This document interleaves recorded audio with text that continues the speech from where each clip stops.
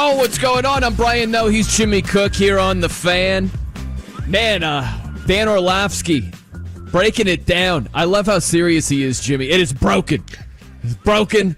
There's no super glue. There's no, what is it? Is it Gorilla Glue? Yeah, that's one. Yep. Yeah, there's no Gorilla Glue that can fix this broken market. Very serious, that Dan Orlovsky. But listen, man, he's right. We've talked about the market here, and we have further evidence.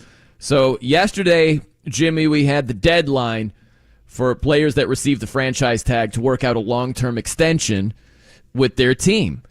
And you had three big-name running backs all in line for long-term extensions. Saquon Barkley with the Giants, Josh Jacobs with the Raiders, Tony Pollard with the Cowboys. All three did not get long-term extensions. 0 for 3 on that one. It's not something that is insanely uncommon, I guess, to see two big names and Tony Pollard, a rising star in the league, be in that same conversation. But Adam Schefter pointed it out that the last time deals around this price point for tags were signed by running backs was all the way back in 2021 with Nick Chubb. So, I mean, it varies based on where we're at within these different classes of running backs. But this is yet another example of big names that will draw attention to an issue that I believe there's some middle ground to it, but right now all the running backs feel like that no one cares about them and that they should quit football or abandon the sport altogether or go back in time and change positions. Well, and that's the thing is there was a tweet yesterday from Matt Miller. So he covers the draft very closely, and he's sort of like the new Mel Kiper Jr. and Todd McShay, right? Like, I guess now going forward for ESPN. But he put out a tweet where he wrote, been saying it for years. Number 1, draft a running back. 2, play the running back. If he's good, 3, franchise tag the running back 1 time. And then, number 1, draft a running back. So it's just like repeat the cycle over and over again. Draft a running back, get the best out of him, and then move on. Pivot and draft another guy. So Colts running back Jonathan Taylor, he was one of the many running backs responding specifically to that tweet. So his response was, 1, if you're good enough, they'll find you. 2, if you work hard enough, you'll succeed. If you succeed, 3, you boost the organization, and then doesn't matter. You're a running back. It's a great response by JT right there. I mean, first, yes, you're right. I mean, it's eloquent, it follows the same pattern, and it hits the nail on the head of how all running backs are feeling. I mean, he's not wrong in that it all depends on the age that you're at, and for JT, he's actually still in a strong position where I think he could get an extension done, a multi-year extension done. How much money is that going to be, I think, is where the biggest issue is. And we don't have all the details leaked for, maybe we never will, of what Saquon was actually offered, if there was anything actually offered, or if everybody just sat down on their respective side and said, there's the tag, take it or leave.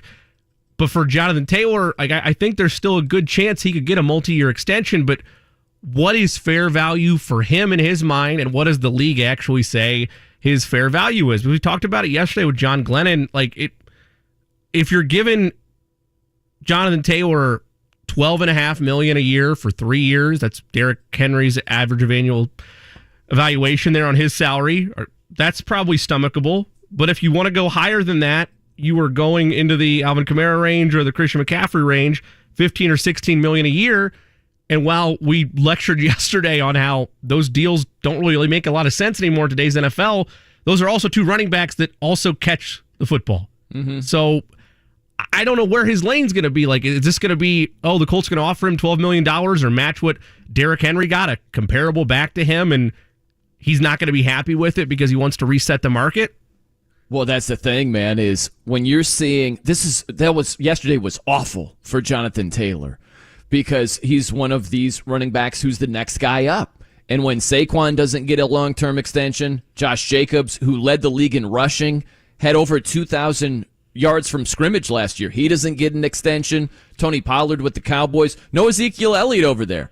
Right now you got Tony Pollard. He's the guy. He doesn't get a long-term extension. That's terrible. That's awful for Jonathan Taylor, who's trying to get his money as well. So, I mean, I get it. I totally see it from the running back's point of view. And there were other running backs who chimed in. Derrick Henry, the Titans running back, his response caught my attention because he was, again, that original tweet from Matt Miller that was like, one, draft a running back, play the guy, franchise tag him one time, then draft another running back, right? Like, that's the tweet. And so Derrick Henry responded. He quote tweeted it and wrote, at this point, just take the running back position out of the game. The ones that want to be great and work as hard as they can to give their all to an organization just seems like it doesn't even matter. I'm with every running back that's fighting to get what they deserve.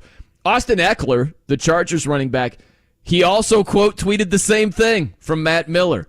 So Austin Eckler wrote, this is the kind of trash that has artificially devalued one of the most important positions in the game. Everyone knows it's tough to win without a top running back, and yet they act like we are discardable widgets. I support any running back doing whatever it takes to get his bag. Discardable widgets. It's a good one. Jimmy, that I like. Now, some of the arguments go too far. I'm with running backs getting paid more than they are. I think the market is ridiculous.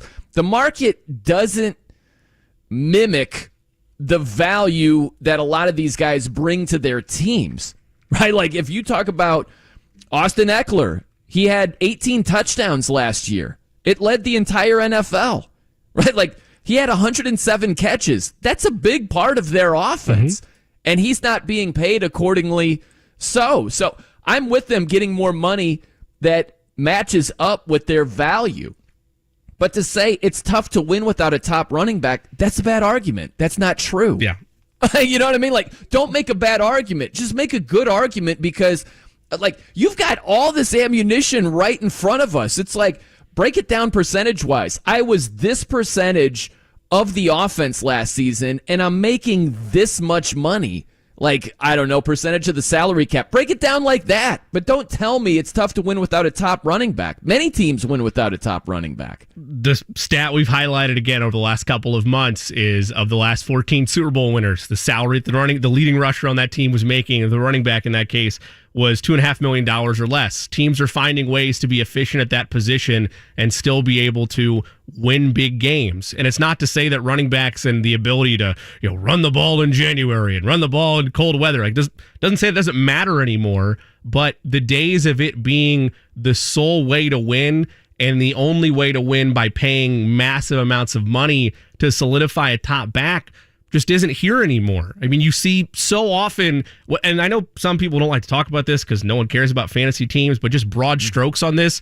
How often do we hear about teams taking a by committee approach? I mean, that's more modern NFL instead of having one workhorse back. And that's why I push back when people want to say, oh, well, look at all the money that a second or third string wide receiver is making. Well, that's not a position group that's doing things by committee. There's different routes that are run. There's different options that are in the flow of your own offense.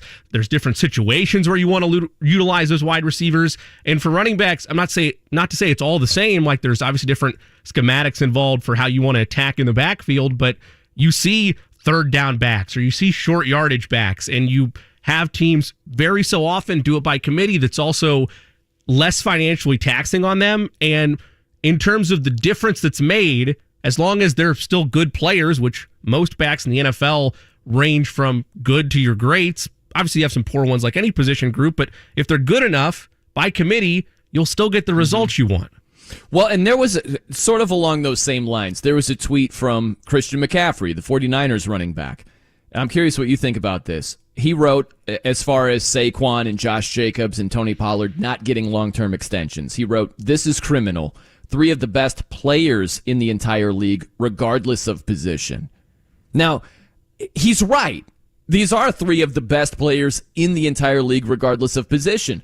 But I don't think you can throw that out of the equation, Jimmy. And it's a little bit of what you're talking about right there. If you can do it by committee and there's less wear and tear, there's just some advantages. Like, you don't have to pay this bell cow running back top dollar if you can divide it up.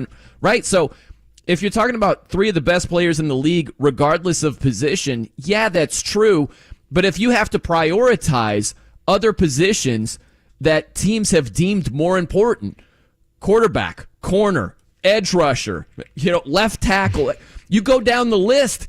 It's like, well, there's a ripple effect, and there's a reason why three of the best players in the entire league who happen to be running backs aren't getting broken off. They're not making huge money. That's the way it goes.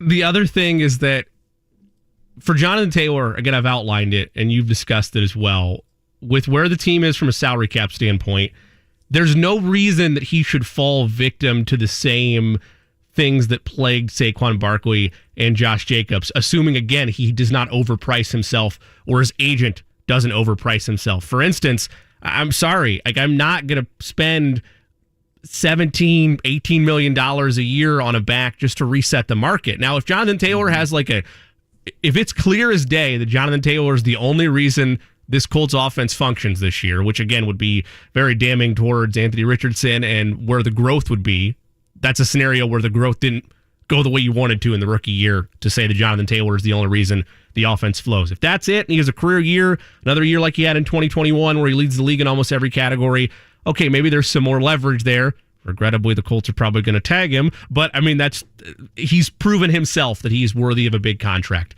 The Josh Jacobs issue of it all, I honestly thought the Raiders would be the Raiders and once again probably throw a ton of money at a position that they really didn't need and figure out a way to make it work.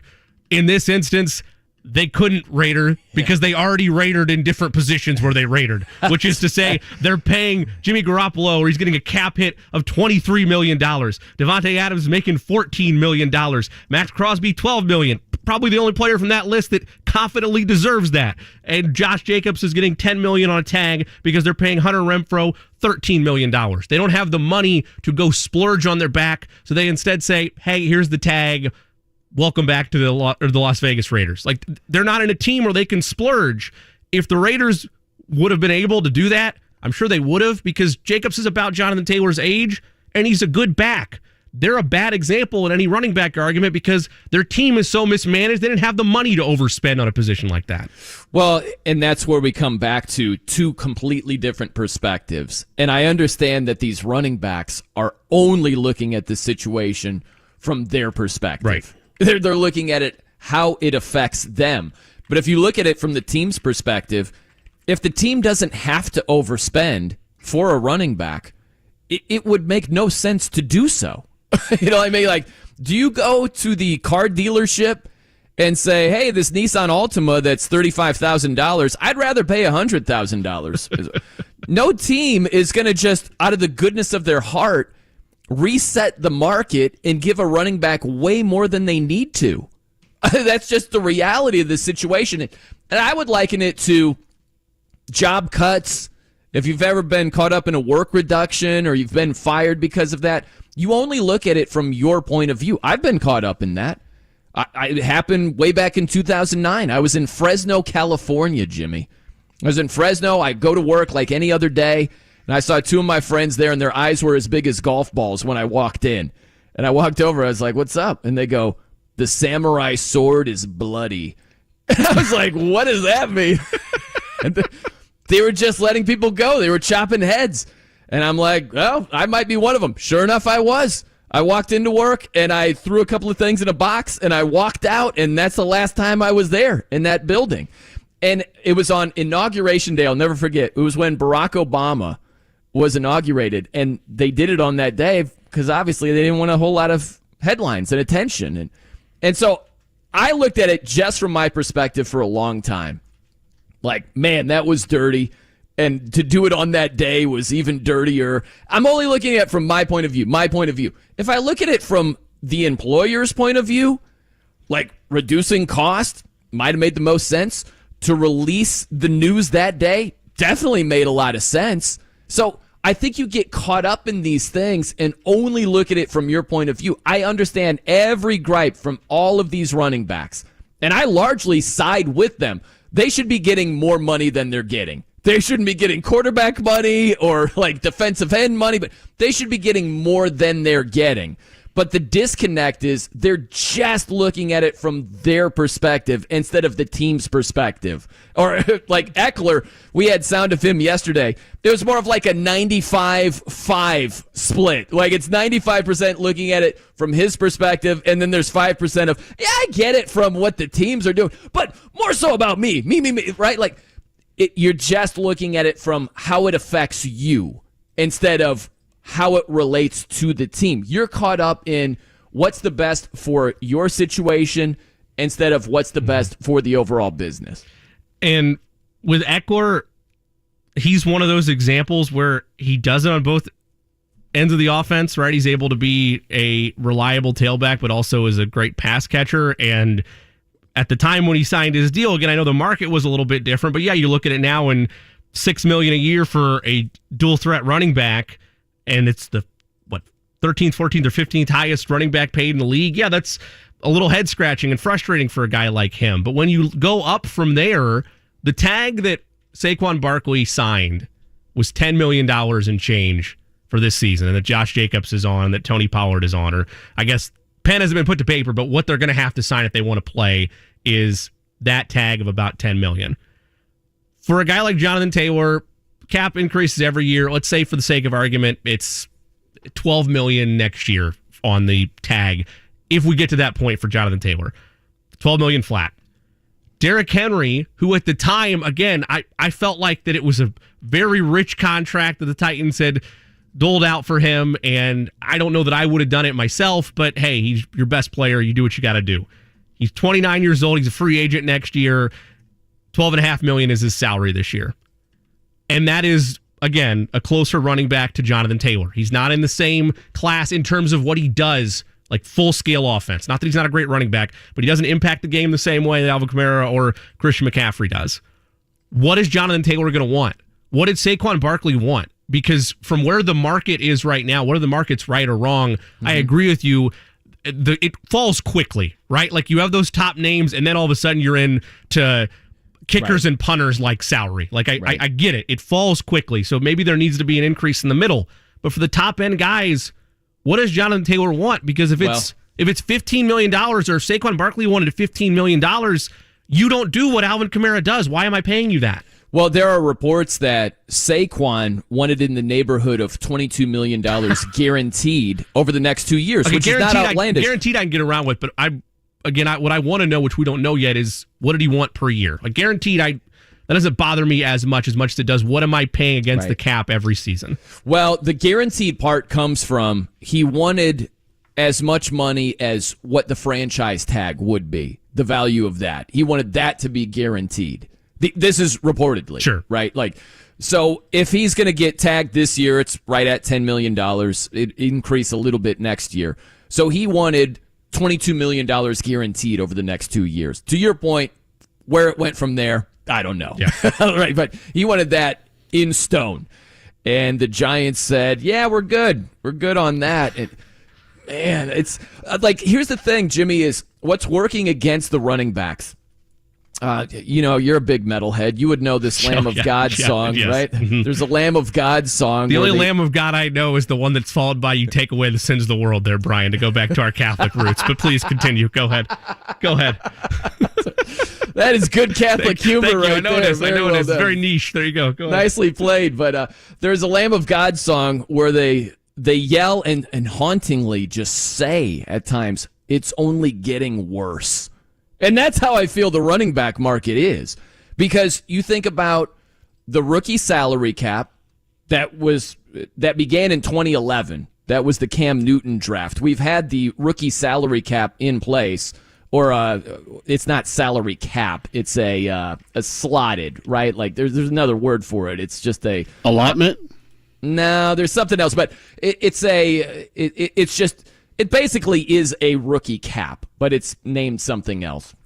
Sorry, my mind's not firing at all cylinders, right? But anyway, the rookie wage scale, that's what it's called, rookie wage scale. So that started in 2011. That hurts running backs, okay? Because they're under, if you're a first rounder, you're under control. Take Saquon Barkley. So he's capped. He can't make all this crazy money. If you're a number 2 overall pick, you could go back in the hot tub time machine. There are some guys drafted very highly. They're making more money percentage-wise. You have to, do the inflation type thing, right? But you're making more money. If you go back to Sam Bradford in 2010, that was the last time before the rookie wage scale. He's making like $50 million. Like Matthew Stafford's making a ton of money the year before. Those are quarterbacks. But if you're a top running back with no rookie wage scale, you're making more money. Now you can't. And so Saquon, he's, as a first-round guy, he's under control for 5 years if they pick up that 5th-year option. Then you can get franchise tagged, which has just happened, right? So you're under control for that long. Meanwhile, you're inching closer and closer to 30, and then no one wants to pay you. Like the rookie wage scale absolutely screwed running backs.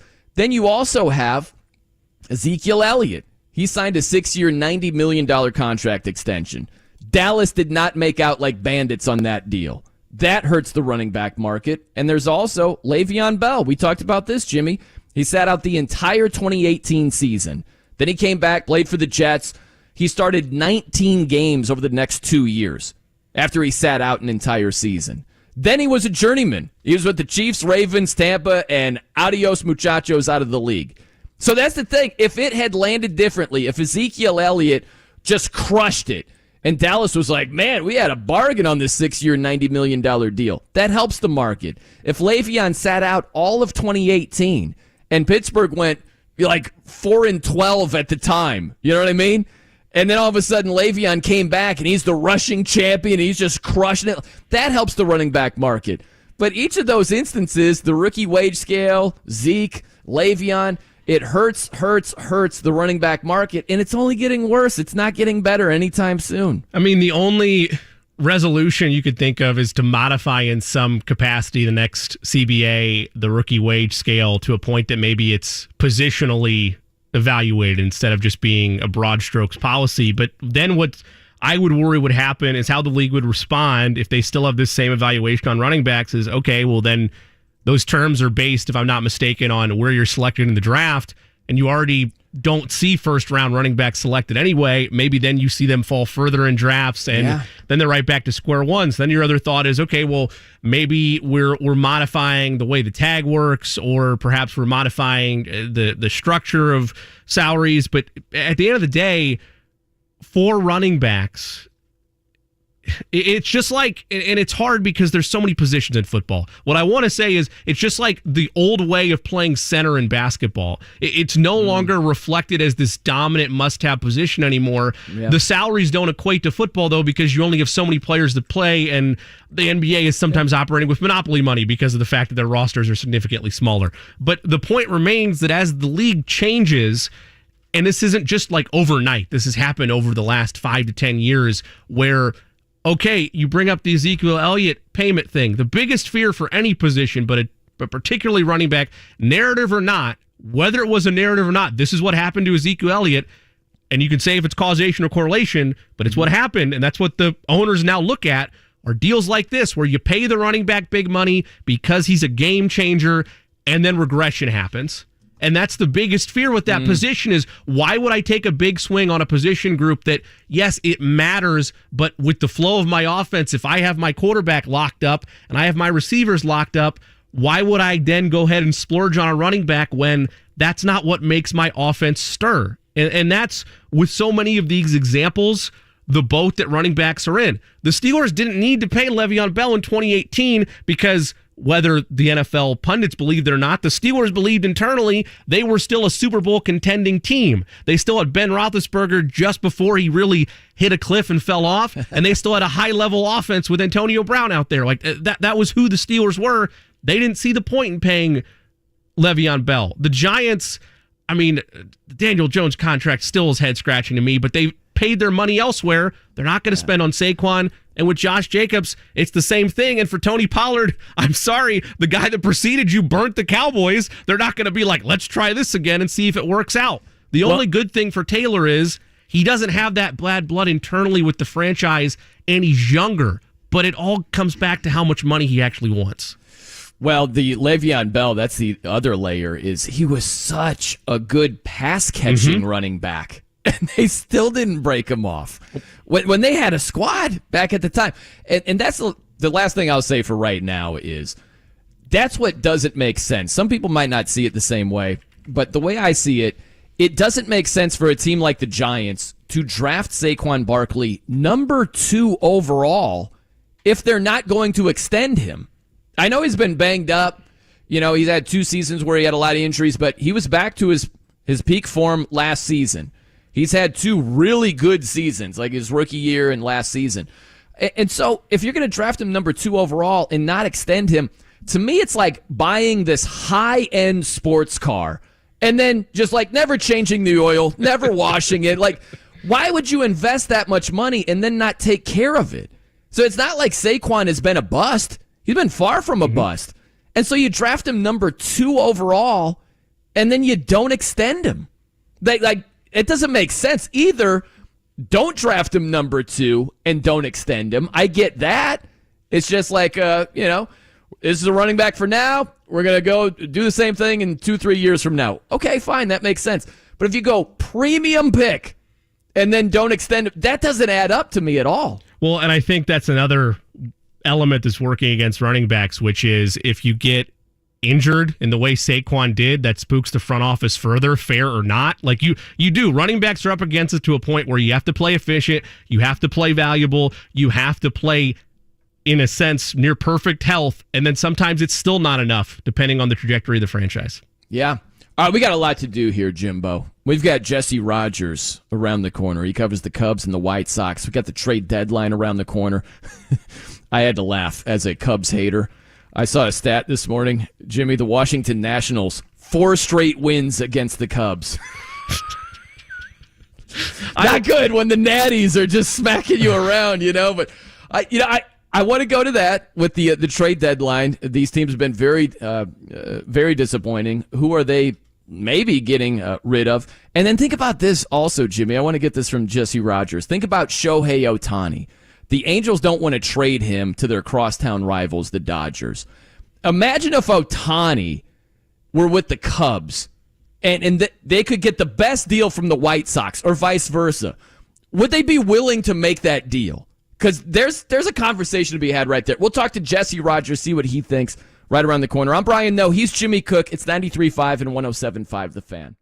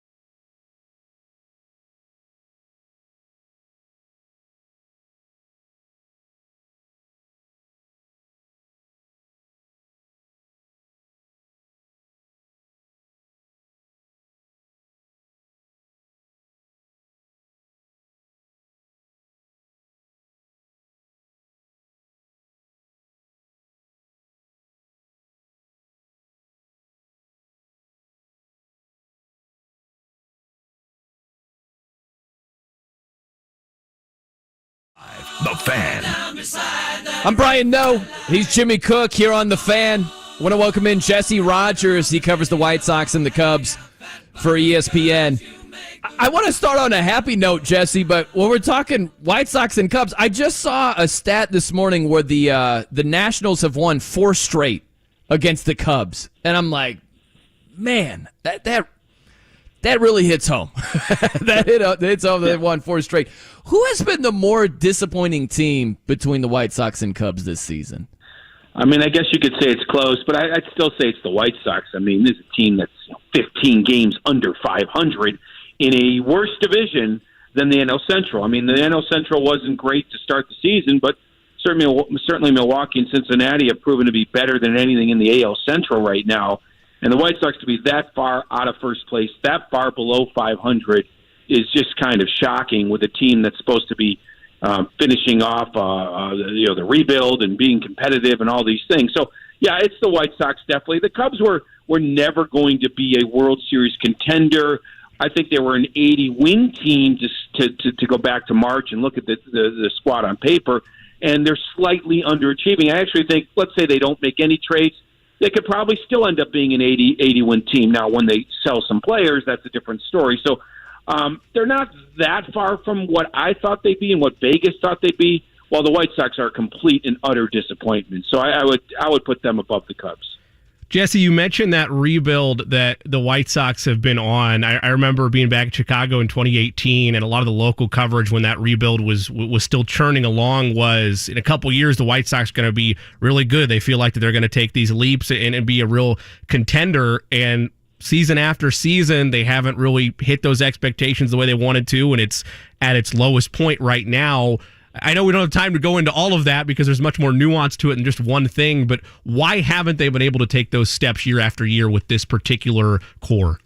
Yeah, you're right. There's a lot more nuance to it. I would point to 2 things. One is more obvious, and that's just not necessarily finishing off the rebuild with the free agent signing or 2 that puts you over the top. Like, they just stopped short of doing that. But that's to contend for the World Series.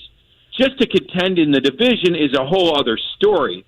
And you're right, back in 18 and 19, all of us, and me included, were, it looks good. But you know what? That's because we look at prospect rankings and talk to scouts, and we're not diving into the players the way the front office should be doing. And what I'm getting at is what they failed to really realize is they didn't have a team of go-getters, a team of we're going to win or else. We're going to do this, and you're going to come along for the ride with us. You can't look into a guy's heart if you're just a prognosticator, but that's the job of a team, and they got it wrong. They got it wrong with players handing them money before they did anything in the majors, and then hoping and crossing their fingers that they'd be those guys. And they got it wrong with certain players that haven't really progressed to the point of being peak versions of themselves.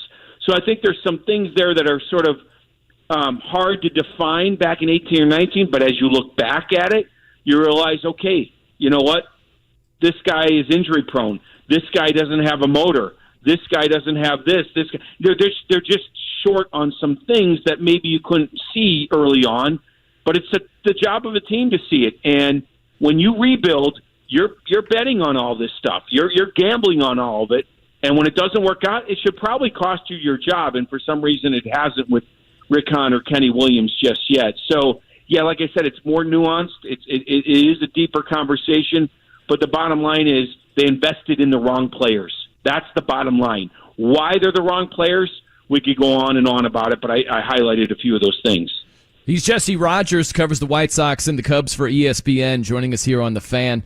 Jesse, who are some of the biggest names that could be on the move at the deadline from the White Sox and the Cubs? Well, there's no doubt Cody Bellinger and Marcus Stroman are at the top of the list for the Cubs. I mean, you can get a lot for both those guys. I suggest packaging them together because the Cubs lack star power.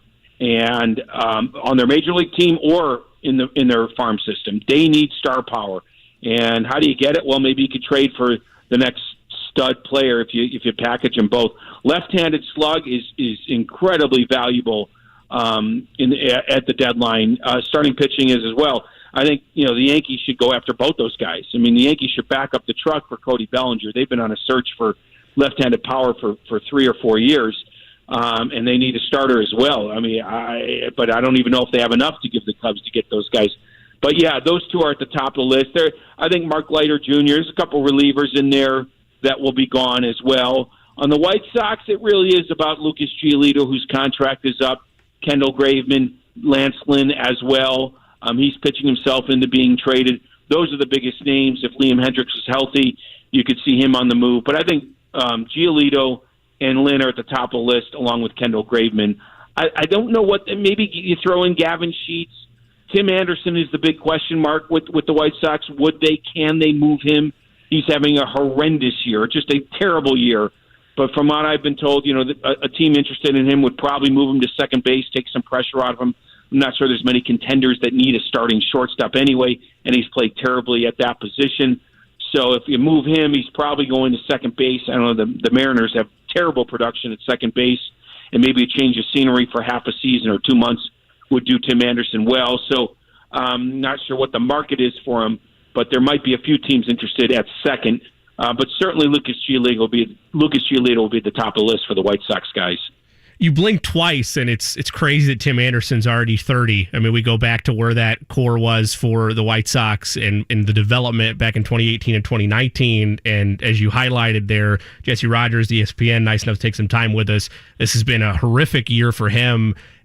Is Anderson one of those players that we moved too quickly with him? Is this an anomaly? Is it the injuries that he's had in his career? Again, like we mentioned, being at 30 years old and maybe a position move and a change of scenery does solve it, but what's been the biggest attribute with his struggles on this disappointing White Sox front? Yeah, I think he's different than those other guys because he's had 300 right. Average seasons 4 in a row. He's been on the WBC. He's been on all-star teams. He's never been a great defender, but he's been average during his good years, and he's been elite at the plate. This year is a complete disaster. There's some off-the-field things that have gone public that have probably contributed to it all. It just seems like he's out to lunch. He just does not seem locked in mentally, let alone physically. And so when that happens, you end up having the worst year of your career. So I do think he's a little different. I do think a change of scenery would help. Unfortunately, the Sox are not bringing out the best out of him right now. And they haven't really. The Sox don't have a great support system, in my opinion. When it's easy when things are going well. When things aren't going well, you need that support system. It just doesn't feel like it's there. So I think it's a bunch of reasons, but he's just not the leader that people thought that he probably would be, especially as a shortstop, an all-star at that position. That's just normally a leadership position in a lot of ways. But he's just been out to lunch. I think he's in a different category. The problem with most of the other guys has just been injury prone. And the White Sox should have saw that in a couple guys. Eloy Jimenez came injury prone. They put him out in left field. They put him out in right field. That's part of the bad roster construction, a bunch of DHs on this team. I think they thought they probably could slug their way to contention the way maybe the Phillies have and even the Braves have. But they haven't stayed healthy enough, and they haven't even slugged when they have been healthy, other than maybe Luis Robert this year. Andrew Vaughn hasn't turned into that dangerous hitter that they thought he'd be, at least not yet. So it's a combination of things. But I go back to, I use Jose Ramirez as an example. That is a guy that will just carry your team. He'll carry your team in the locker room. He'll carry your team on the field. He will play all out as the best player on the Cleveland Guardians. And he brought them to a division title with a less than great roster last year. Who's the Sox player that does that? Who's the Sox player that gets dirty, that leads that team, that is nasty? It's just, I don't see it. And you can't have, Lance Lynn and Liam Hendricks doing it from a pitching standpoint, especially when Lance Lynn hasn't been good the last couple of years and Liam's been in and out and he's the closer. You need a position player or two to be nasty and dirty. Mike Rizzo a couple of years ago traded for Adam Eaton for that exact reason, and he helped them to a World Series championship. I don't see that in Tim Anderson, and I don't see that on anybody on that roster. It needs a change, and Tim Anderson's probably at the top of the list. This might be a stupid question, Jesse. I'm not sure, but I want to start with Ohtani, So the Angels owner, Artie Moreno, is like, not trading him to the Dodgers, right? Doesn't want to trade him to the crosstown rival. If Ohtani played for the Cubs, or if Ohtani played for the White Sox, if they could get the best deal from their crosstown rival, would they have the same mindset as Artie Moreno and like, nope, not doing that? Well, we'll see if Moreno has been, sort of, if that's really true or not. We'll see. We'll see. Maybe it is. I mean, Ohtani's a unicorn, so I can't tell you for sure that the Cubs or Sox would say no. All I can tell you is there's been a history of trades, most recent, and the big ones, right? The most recent one being Aloy and Cease for Jose Quintana. I think you are really hurting your franchise if the crosstown team has the best offer and you don't make it. I think that's silly. That's silly.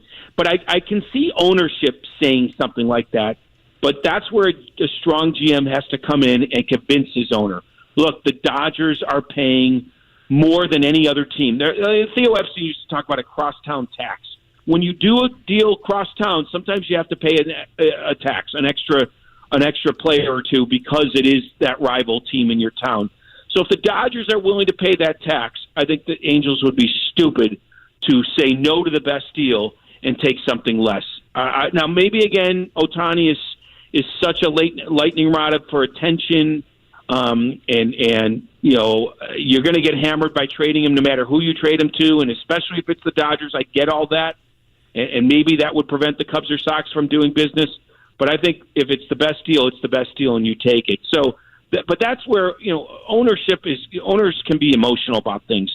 GMs have to take emotion out of it and think about what's best for his team, and then go to the owner and convince him that's the deal. So I'm not convinced the Dodgers would be out of the mix. They, along with the Rays and the Orioles, have one of the best farm systems.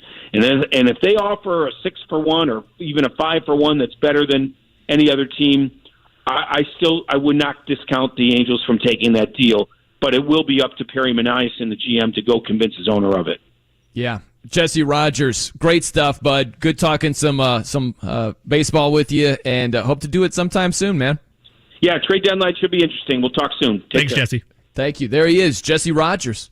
Covers the White Sox and the Cubs for ESPN. Yeah, I just had a flashback to the gym I go to. On the TV screens, it doesn't say ESPN2, it says EPSN2. Yeah, I've seen you post that on Twitter before. Surely you've asked why? You're a curious gent. You're like, hey, that's spelled wrong over there, right? And is it we're just too lazy to fix it? Or do you not know the answer to that question? Because that bugged me by proxy. I was very frustrated by that. I saw it the other day on your timeline.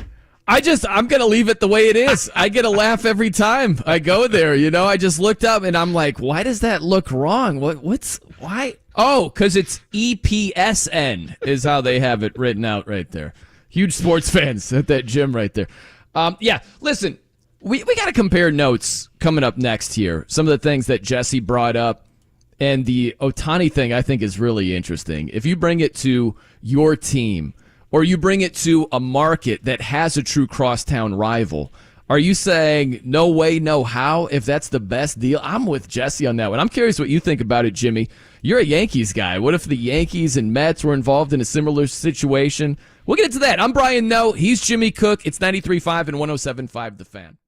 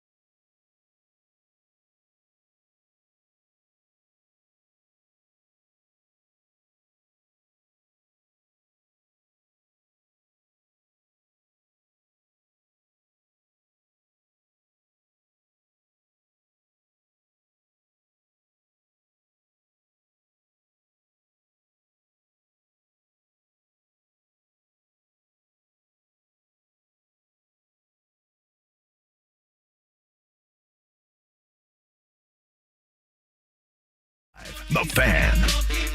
I'm Brian Noe. He's Jimmy Cook here on The Fan. Yeah, it was a bad sign when Jesse Rogers said it's been a complete disaster this year. And I thought about my betting history. That's what I immediately thought of. I'm like, that's a bad sign right there. Seems to be your trend. Good. Yeah. Oh, gosh. I'm going to turn this thing around here, Jimmy. You just watch. Ohtani. So the dude, Eddie Garrison, who's with us today, he said this before the show started. He is an absolute unicorn. He's one of one, is what Eddie said. And he's right. He went yard against your Yankees last night, his 35th home run of the season. The dude is one of the best hitters and one of the best pitchers. That should not happen. That's like, robotic type stuff. He's from like Men in Black or something like that. He's insane. But the reports here, and I actually have a little bit of audio for you. Oh, a little treat. I didn't even realize. Oh, man. All right, then. Yeah, so this is Chris Myers, what he said on FS1. Reports came out today that the Angels, according to their owner, are unwilling to trade Shohei Ohtani to the Dodgers, their crosstown L.A. rival. Okay, unwilling to trade Ohtani to their crosstown rival. That's the report.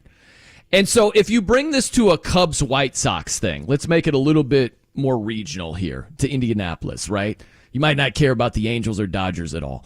If Ohtani played for the Cubs, would they say, we don't care that the White Sox are giving us the best offer here. We're not trading them across town. Not doing that. Or vice versa. Would the White Sox have the same point of view if they had Ohtani and the Cubs were offering them the best package possible? I don't know what they would think in terms of that. But if that's the best deal you can make, you make it. And the Angels right now, I know it's a tough spot, Jimmy, because, deep down you're like, I hope he re-signs with us. But it's a marriage proposal, really. You need to know the answer is yes before you propose. And Ohtani's giving you warning sign after warning sign that he is going elsewhere. He said at the All-Star break, he's like, yeah, I'm tired of losing. I'm paraphrasing, but that's it. I'm tired of losing around here. That doesn't point to he's going to re-up with the Angels, So if you're getting these warning signs, you got to move him. You can't lose him for nothing. And that's what's going to happen if they keep him and he walks at the end of the season as a free agent. If you can get the best deal from the Dodgers, who I think would overpay for the guy, you do it. And you build your franchise going forward instead of letting the guy walk. And what? Because of pride? Because you don't want to see the headlines? You don't want to read the newspaper over the years with Ohtani being across the street? You got to do what's best for your organization first instead of what you're going to hear going down the road. Two key things, and the first part of why I agree with you is the word you use in your sentence as well as what Jesse Rogers highlighted to us, which is overpay. And that's what I would need to have happen from a crosstown rival, as he put it, a crosstown tax, if I am going to make a move like that. It has to be something where, yes, it's the best offer, but it's never going to feel like you're really getting one over on the team you're trading with in the moment. Maybe it pans out long term, but it's Ohtani for whoever. Like, I would want a little bit of an overpay there to make that deal. But the second part of it, and I've never been in the business chair, Brian, so like it's a struggle. Like I would think even a high level owner of any professional sports franchise would see that what I'm about to say is short term versus long term. But they highlighted it last night on the broadcast. Like, the Angels right now, like, great that they're a potential playoff team. They're fighting for a playoff spot. The only reason that park is packed on a nightly basis, the only reason they're getting a ton of international merchandising dollars, the only reason eyeballs are on them every night is because Shohei Ohtani is there. And so you're at a point where you look at the rest of the season and you have to really stomach, and I think you ultimately make this decision, but you have to stomach the thought that the second you move him, I'm not saying it's going to be like Oakland Coliseum, but it's going to be a dark place compared to what it was last night against the Yankees. And you have to stomach that. You have to be willing to say, I'm not scared of the short-term impact. This is for the long-term health of the franchise, letting him walk for nothing. Yeah, I don't see how, like, air, like, you get nothing is better than whatever package you get in return. There's no perfect ending here. The only perfect ending is that he re-ups and things are magical going forward. But if he doesn't re-up, there's no way it can be even close to perfect. You're either going to trade him and people are going to say that's what you got for Ohtani, right? More likely than not, because he is such a special player. Or he walks for free and you're like, you let that guy walk for, you got nothing in return for who could go down as the GOAT. Like, he has GOAT potential. That's how great the guy is. Yeah. So there's no perfect way. This is a basketball thing. I mean, I follow basketball closer than baseball, so you tell me if this is a stretch at all. But the best I can come up with off the top of my head is think about the Celtics when they traded Paul Pierce and Kevin Garnett, two incredibly popular players who were down toward the end of their careers. And they traded them to a divisional team in the Brooklyn Nets. And look at Boston now. They got Jason Tatum and Jaylen Brown out of that deal. Yeah. That's what it turned into. You're better off going forward. Would it have been better to be like, nope, out of pride, not trading them to the Nets? No way. And you just have Paul Pierce and KG playing out the string, and you have no Jason Tatum, no Jaylen Brown. How is life better? Like, sometimes you got to bite the bullet and do what's best for the franchise over the long haul. And that's another notable overpay, right? Like that trade for a number of different reasons, in part from the fact that the writing was kind of on the wall with Paul Pierce and KG. That's why they cashed out when they did. But the return that you got back on that alleviated any, like, if that was the type of if you could quantitate the baseball 4 first-round picks, like if that was the type of package I was getting back, I don't care where I'm sending it. Right. Like, that's fine. Let's roll. Shohei, it's been fun. And enjoy Dodger Stadium. It's just so fascinating because, like, the guy is a $300 million pitcher and a $300 million hitter. Yeah. Like, the amount of prospects, future picks that the Angels could get for Ohtani is just ridiculous because this guy, he's going to hit 50 bombs. And if he wanted to, he could steal 50 bases. Yeah. Like, he has that type of skill set. It's just, like I said, he's a unicorn. And if you know you're not going to be able to retain him, you got to try and get as much as you possibly can in return. I think they're screwed because if I'm a contender, I'm not giving you the farm because I'm going to go get him in 2 months. Well, here's the problem. Yeah. Like, you have to go get him if you want him. Like, if you're a contender, you have to go get him. But what I'm saying is, yes, you could get him in terms of you're not going to compete against a bunch of other teams like you would in free agency. But if what baseball experts are saying, which is that Ohtani's not coming back to Anaheim, why would I give the farm when I can go get him in 2 months? Because it can give your team a championship that season. And if you do that, it's worth it all. And if you go out there and you make it to the World Series and you win a World Series with Ohtani, he may change his mind. He's like, oh, I really like this place. I just won a World Series here. Yeah, I get what both of you guys are saying because it's a tough spot where if the Dodgers are like, we're giving you all this when it might end up being a 2-month rental, that's tough to do. So I'm really curious what they could get for the guy. But to your point, Eddie, it still would be significant. I think you take something significant over probable air, which is like nothing in your hand if you let this guy play out the rest of this season and then he walks. Interesting stuff. All right, coming up next, Jimmy, there are 2 lists over here. I'm going to say one of the 2 is extraordinary. I'm going to go that far as to say one of these 2 lists is extraordinary. The other one ain't half bad, and it's going to lead to a lot of discussion. NFL related on the way. I'm Brian Noe. He's Jimmy Cook. It's 93.5 and 107.5 The Fan.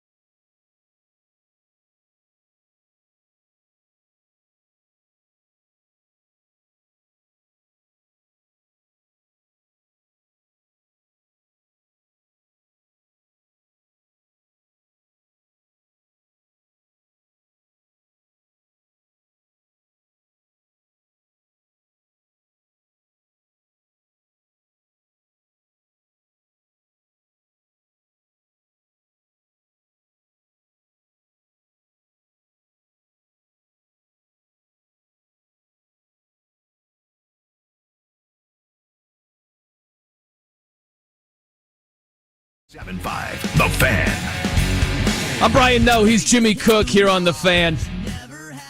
I saw this morning an extraordinary list here, Jimmy. Extraordinary. It's from Warren Sharp. Covers the NFL very closely. Sharp football, that whole thing. I would imagine you give him a follow. Is that true? Yes. Yeah, you do. If I don't, I frequently see him on my timeline for all the reasons you outlined. I bet you I don't follow him. I bet you I lied to you. I followed him as of 1:01 p.m. July 18th, 2023. Just lied to you. There we go. Off to a great start. Anyway, lists. Yeah. So you are following I am now? aware of Warren Sharp. Yes, I am following him now. But frequently I see him retweeted throughout the NFL season. So. No doubt. Okay, I gotcha. That's kind of interesting. I hadn't thought about that, where it's like now on your timeline, it's littered with people that you don't follow. But anyway, that's another story for another day. So Warren Sharp, he put out this list. 4th place division finishes since 2010 in the NFL. So who came in dead last in their division since 2010? Okay? So at the top of the list, the Browns. 8 times, Jimmy. 8 times since 2010 they finished last. And then it goes from there. I'm not going to give you all 32 teams. We'll just say the worst and the best, okay? So 7 times finishing in last place of their division, the Jets and Tampa Bay. Now, the obvious tie-in right there is look at what Brady did with Tampa, and can Aaron Rodgers do the same with the Jets? I don't think you can gloss over how awful Tampa had been before Tom Brady got there. I think it was 12 years they hadn't made the playoffs, and then year 1, Brady wins a Super Bowl. Granted, that was a talented team, but they had a losing record the season prior with Jameis Winston, and they went from that to winning it all. Like, imagine what we'd be saying if Aaron Rodgers wins it all with the Jets this season. Yeah. I mean, that's very comparable to what Tom Brady did with Tampa. Yeah, I mean, and again, it goes back to the Jets, much like the Buccaneers did at that time, even though they were struggling and were at the bottom of their own divisions, felt like, okay, we have key pieces in place that are talented players, but our offense is very anemic. We're struggling in a lot of areas. We need a quarterback. We need to figure this out. Both those franchises, again, when you look at like all-time quarterbacks, it had been quite some time, if ever, that they had somebody that talented under center. I know we're speaking a little bit cart before the horse with Rodgers because you need to see a bounce-back year from him, but that's why they did what they did, because they felt like this guy is going to change everything for us and elevate everybody else in such a way that we're going to contend and maybe win. So 12 seasons where Tampa hadn't made the playoffs before Brady got there. This is eerie, Jimmy. Sound the X-Files music right there. You know, yes, I hear it in my head right too. here. How many years since the Jets have made the playoffs? How many seasons have they missed it in a row? What would you say? 13. Exact same number, 12. Exact same number as when Brady took over there and they won a championship. Then you also think about this. The season prior to Tom Brady, Tampa was 7-9. How about the Jets last season? 7-10. Hey. I'm telling you. There he is. Go. There it is. Eddie Garcia. Or Eddie Garrison right on. Sorry, I work with a guy named Eddie Garcia. I mixed him up there. But how insane is that? Are you going all in on the Jets? I'm not. I'm not going to do that. But it is eerie how those things sync up right there. Okay, getting back to the list from Warren Sharp. Last place in their division since 2010. So there are 4 teams that have not finished in last place of their respective division. Do you care to guess, Jimmy? I'm Alex Trebek over here, the late great, because I have the answers. Otherwise, I'd be in the same boat just throwing darts.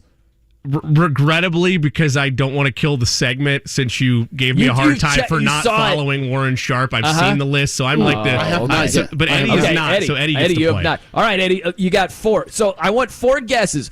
Let's gamble on Eddie's guessing ability here, Jimmy. How many of the 4 do you think Eddie's going to come up with? I think that Eddie can get 3 of the 4 right. 3 of the 4? I have confidence in him. Man, that's high. I'm going to say he tops out at 2.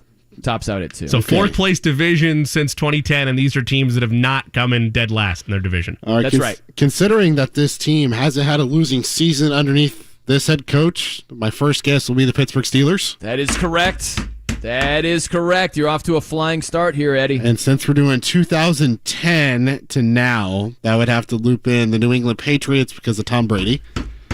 That is correct. You are doing very, very well thus far. I hope that it goes south here so I can be right. Okay, so I'm trying to think of some legendary quarterbacks. Well, you just talked about Rodgers, so I'm expecting a Rodgers connection here. I'm going to toss out Green Bay. There's only one. Ooh, Let's go. Yes. Okay. Let's go. Okay. Wow. I'd say the Colts, but I know there was one season, the suck for luck year, so I can't put them in there. I want to say Kansas City, but I'm almost sure there's one season where they've finished in the bottom of their division, and maybe two. Final guess, Saints? Wow, dude. Got them all. Was it sign language? Was Jimmy going like some sort of? For it, I thought about influencing, but I didn't. I kept my hands where Eddie could not see them. There's really not a hoodat hand signal, so I take it all back. It's not even possible that you could be cheating. Very well done. Outstanding job by Eddie Garrison. Bravo. 4 for 4. Bravo. The 4 teams that have not finished in last place in their respective divisions since 2010: Steelers, Patriots, Packers, Saints. Well done. And he mentioned the Colts only one time. The suck for luck year. That was the one time they finished in last place of the AFC South. Yep, he was right about that. He's right about the Chiefs too. He adjusted that 2 seasons. They were awful when I was in high school, man. They were bad. I mean, basically most of my education up until college, they were horrific. But yeah, that was the year they got the number 1 overall pick and got Eric Fisher after the 2012 season, and then they were not great in 2011 either. Thanks, Matt Castle. So that was the Matt Castle year? Yeah, that was yeah.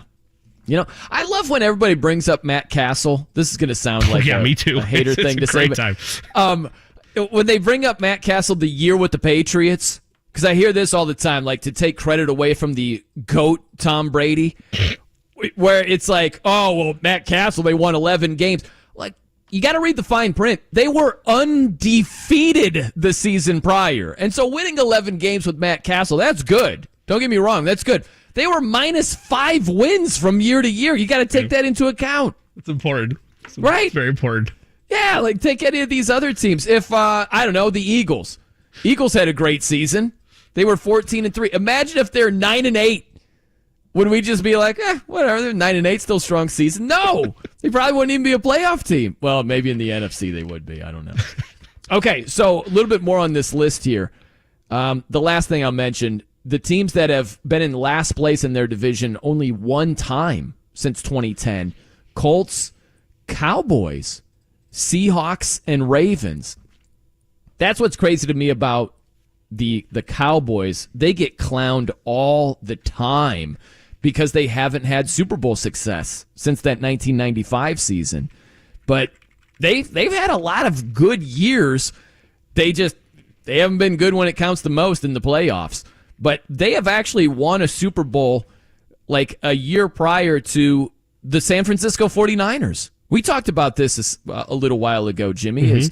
It blew my mind. There was a stat on SportsCenter. They showed how many days it's been since each of these teams had won a Super Bowl.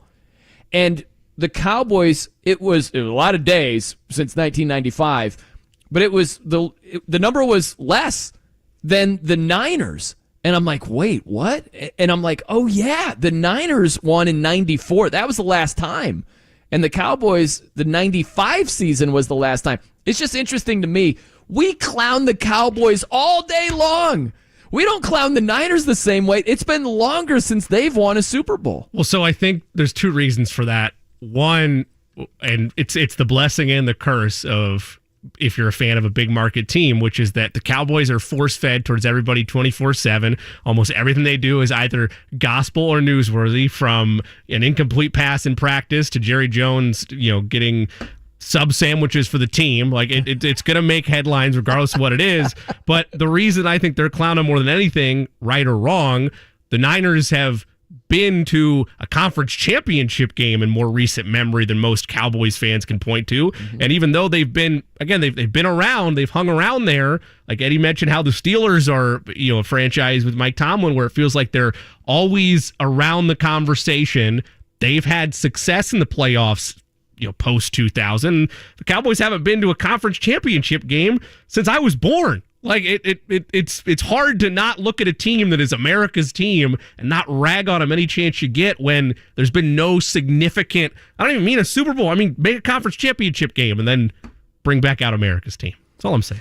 This is crazy too. I have to go back and see the records. I'm doing crack research on the fly here, Jimmy. And so since '95, the Cowboys they've made the playoffs 12 times since '95. Since 94, which was the Super Bowl season of the Niners, they've made it 12 times also. Now, to your point, within that time, the Niners have lost 2 Super Bowls. Right? They got to the Super Bowl. They were on the doorstep against the Ravens. Mm-hmm. Was that defensive holding / pass interference on, was it Jimmy Smith on Michael Crabtree? So it was a nip and tuck game with the lights going out in the Superdome and that whole thing. And then against your Chiefs, goodness. Like, defend Tyreek Hill on 3rd and 15, and you win a ring. Like, good, they were right there. So, yes, they've made it to the Super Bowl. I would guess that their record is better over those 12 playoff appearances than the Cowboys, but still don't have any jewelry. I'll tell you this. This is the best point. If you flip-flopped exactly what the Cowboys and Niners have done in the playoffs since the last time they won a Super Bowl, okay? Imagine the Cowboys. They've done what the Niners have done. The Cowboys have had a better record. They made it to the Super Bowl twice, and they lost both games. We would be hammering them. And yet the Niners, it's just like, man, this team, like they finished in last place since 2010 in their division 4 times. The Cowboys only once. Like sometimes it goes a little bit too far. That's all I'm saying. I get the criticism, the negativity of the Cowboys. Sometimes it goes way too far when you compare it to the 49ers. I don't hear the type of why they're so easy to dunk on. And again, I'm not saying that there's not real pedigree there. Both of them are 2 of the most decorated franchises in NFL history. I'm not questioning that. I'm not trying to, say that they don't matter because they haven't had recent success like that. I'm not saying they shouldn't matter, but there should be criticisms there. But the reason it comes more for the Cowboys, you're right, they would get crushed more because more Cowboys fans, at least in my interactions, are chest strutting. We're everything, America's team, pompous people versus like Niners fans. Like, I'm not saying they're not arrogant too, or they're not a spoiled fan base as well, but it's not covered that way. And I don't get the same vibes with the average Cowboy fan versus the average 49er fan. But by the way, quick story. I made the bad mistake of seeing a Dolphins 49ers game a long time ago. And I wore some Dolphins gear. I just rolled by myself. I was living in the California area. I didn't know that many people, so I'm like, I'm going to go see my Dolphins. And this was long enough where on the way there, I couldn't find the stadium. This is before GPS and all that fancy stuff. And I asked the guy, I was like, hey, man, you know where the football stadium is?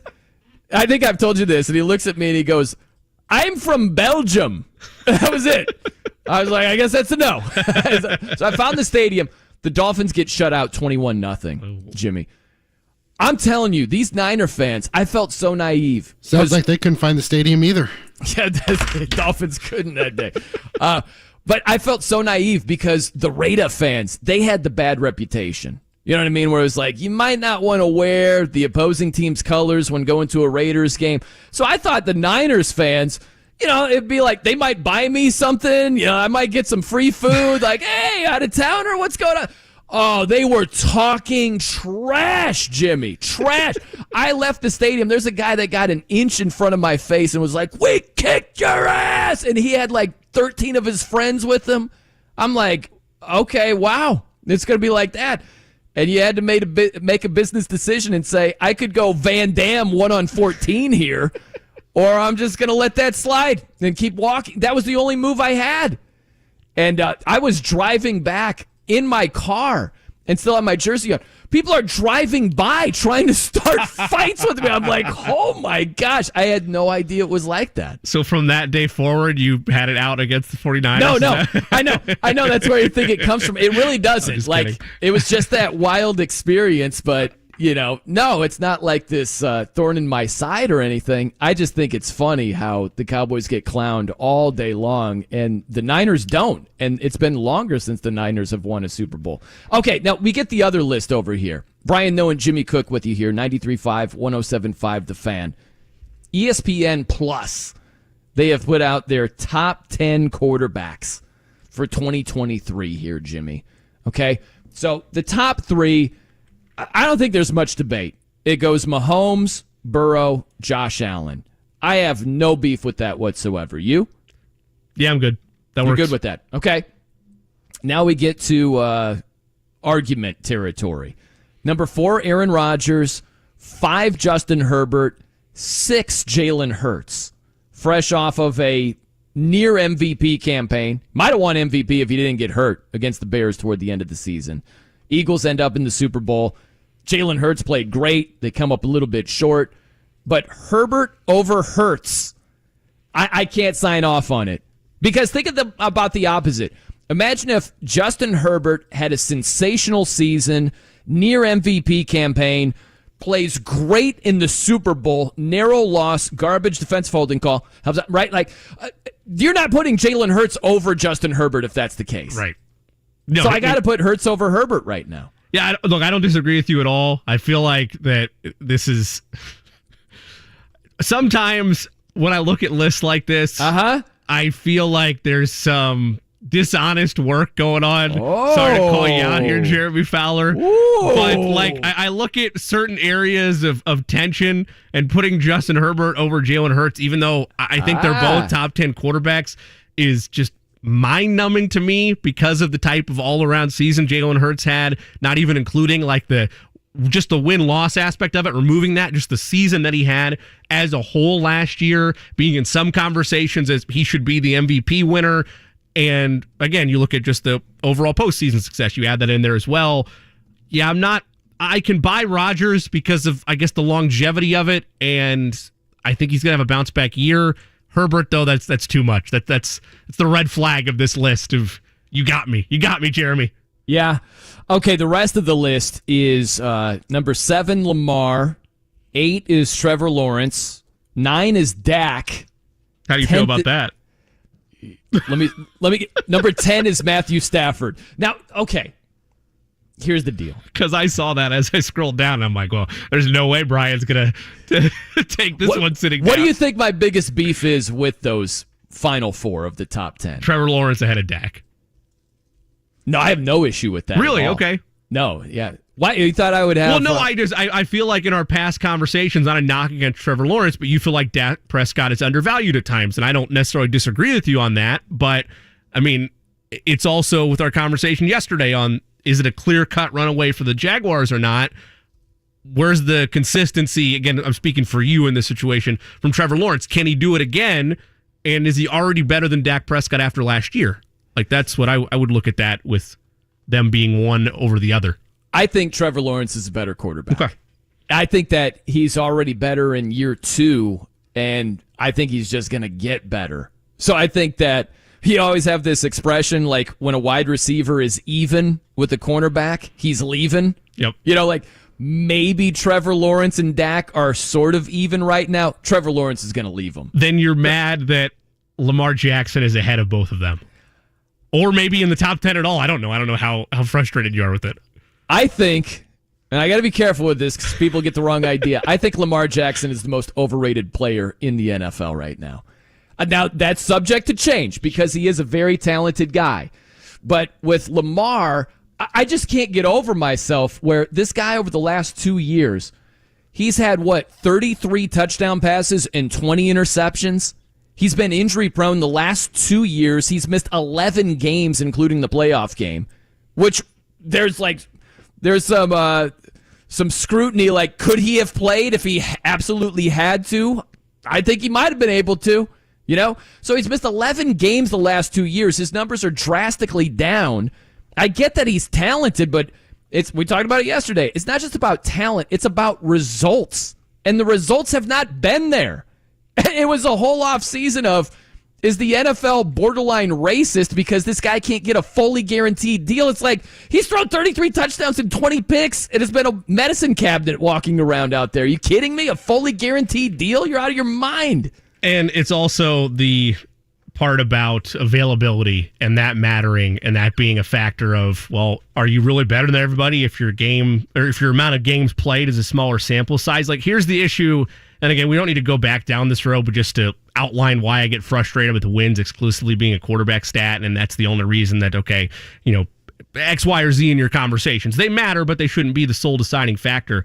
People are still, including in this article, propping up the fact that Lamar Jackson, while the quarterback of the Ravens, has a winning percentage that is just behind Patrick Mahomes and Tom Brady. He is the third best win percentage. And Roger Staubach. I didn't know they were doing all-time greats there. Okay, so he's fourth on that all-time list.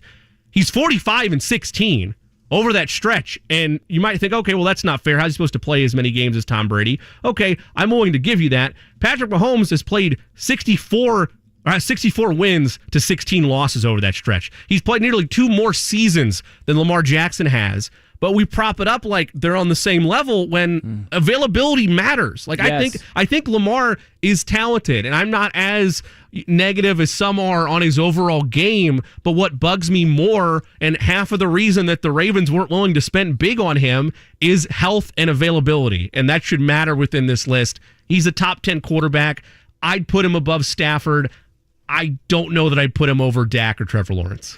Well, and that's the thing is, if you were to say, hey, Tua should be a top 10 guy, the most popular pushback you would get is he missed 5 games last year, which totally is valid. Well, it's like, well, then how can you say that Lamar absolutely should be on the list if you're looking sideways at like Tunga Vailoa? Really? Top 10? It's like, that dude put up MVP numbers, but he missed the 5 games. Like, availability is so important. That's the thing with Lamar. I'm not telling you he can't play. He's incredibly talented. He's just very inconsistent, and he's unavailable too often. I'm not saying overrated is you can't play. Overrated, to me, literally means that the most popular opinion is rosier than the reality. Yeah. That's it. Like, the most popular opinion of Lamar is rosier than the reality. That's why I say he's the most overrated. There's not a player that we gush more about that does less. You know what I mean? Yeah. Like, he's the guy. Matthew Stafford, number 10. Now, here's the thing, Jimmy. You could look at this list from a different point of view. You could say, okay, this is where it is right now, but where is it headed? You know? If you're looking at who you think will be in the top 10 when the season is over, do you think that Matthew Stafford's going to be there? What about a guy like Deshaun Watson? He could have a bounce-back year. What about Russell Wilson? What about Kirk Cousins? Always gets overlooked. That dude puts up numbers, and people would laugh if you're like, yeah, he's a top 10 guy. They'd be like, what? No way. It's like, he's putting up numbers. What do you think about when it's all said and done? Stafford, Watson, Kirk, or Russ? Stafford, Watson, Kirk, or Russ? Who has the higher ranking of all of them? Yeah. Watson. I think Deshaun has a bounce back year this year, and if he is able to have the type of year I think he will, with another season return to football activities, I think he winds up being the best. You and I are splitting hairs on how good of the bounce back will be on Russell Wilson. I mean, the bar was so bad last year. There's no way, unless he's legitimately washed, that he doesn't have an improvement on what he did last year for the Denver Broncos. He belongs in consideration. Look, I'm a Kirk Cousins hater. What can I say? I mean, I like the guy, wow, but I have him pigeonholed in that same lane of Ryan Tannehill, where like he's better than Tannehill, but he's only going to take you so far. Like, Kirk Cousins, by all accounts, appears to be a great guy. I don't hate him the person, but the quarterback model of him, like, I can't take Minnesota seriously. It's the Alex Smith complex of me. What do you want me to do? And then in terms of one other thing I want to note, I apologize to Jeremy Fowler because I misread how this thing opened. He was just doing his job as a national reporter. My real gripe is with execs, coaches, and scouts here. He was just he would just outline it out on a voting system. So Jeremy Fowler, on the off chance you're listening to this and made it this long, you're not. Man. But that's on me. That's my bad. It's the whole NFL I have to blame, not That's you. awesome. Jeremy's that's a like, I'm bigger catching issue. strays over here. I didn't do anything. Yeah. That's a bigger issue to your point, though, because that's no longer like one reporter's evaluation. That is an anonymous example of scouts, GMs, and executives that feel that way about Lamar Jackson. This isn't like just a public vacuum. There's legit feelings around the league that's where his evaluation is. You know what? Let me say something. This is going to sound hot take-ish. It's not at all. It's the truth. Kirk Cousins last year was leaps and bounds better than Dak Prescott. It wasn't even close. Sure. I'm not going to argue with that whatsoever. Yeah, like you had Dak. We were just talking about availability. Like the guy missed 5 games also. Remember when Cooper Rush was in there and he sort of righted the ship for the Cowboys? They played well with him in there. Dak misses 5 games. His numbers are worse. Obviously throws for, fewer touchdowns, more interceptions than Kirk, who's playing 5 more games. The Vikings had the most offensive plays last season, played at a very high pace, and their defense was freaking terrible. But you have Kirk with over 4,500 yards passing. Like, he had a much better year than Dak. And I don't know why it's become so popular to make Kirk Cousins sound like he's Davis Mills or something. I don't know why it's gone that far. We're at a back half of that list where 9 or 8, 9, and 10 really, I'm willing to hear arguments about it because you're either rookies that still have area to grow or like second or third year guys, or you're long-term veterans that have proven, which Kirk Cousins has done this, you're a good NFL quarterback. You are capable of being a starting level quarterback in the National Football League. But, and again, it stinks for him. It's a far lower example to what running backs are dealing with the rest of the league. But just in the quarterback rooms alone, a guy like Kirk Cousins, I see him, it's like he's good, but he's not elite. He's not great. And he doesn't do things that make me be like, oh my God, this guy's clearly one of the best quarterbacks either A, I've ever seen, or B, in the league right now. And that's not a bad thing. Like, he's made plenty of money on it, and he wins, has success in the playoffs to an extent. Like, he's a good leader, but he's not great compared to the other quarterbacks that make up the top 5. That's why we're arguing for him in the 8 to 10 range. I'll say this real fast, where I think once you've done enough where most people go, about you got to do something significant to change it. Kirk Cousins is a lot like Jared Goff. Yes. Like Jared Goff would go, the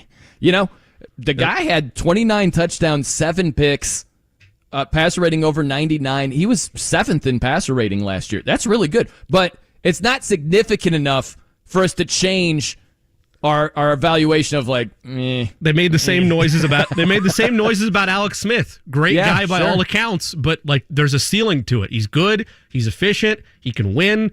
There's a ceiling to what he's going to do for you. Yeah. All right, coming up next, I think Eddie wanted to chime in. We'll get Eddie's thoughts on this list. Also, it might be an unfair question. It depends on your point of view. I don't think it's unfair, but I'll throw it Jimbo's way as far as rookies go. That's on the way. I'm Brian Noe. He's Jimmy Cook. It's 93.5 and 107.5 The Fan.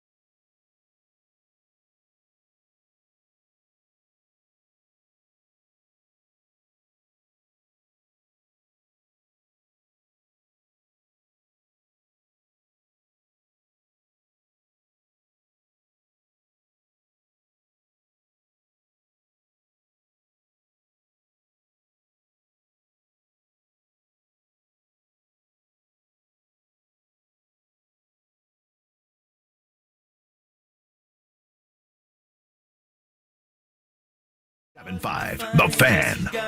I'm Brian Noe. He's Jimmy Cook here on The Fan. You know, I could hear when we were talking about this top 10 list.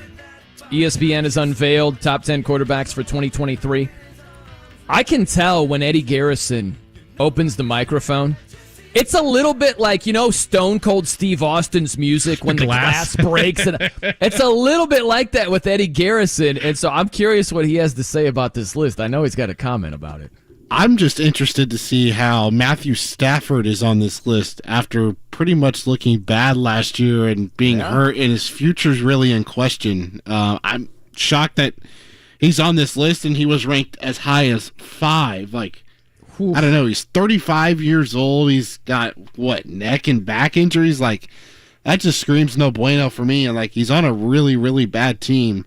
So I like you, I thought Kirk Cousins should be within that top 10 because, I mean, you can look at the numbers. He's consistently good year in and year out.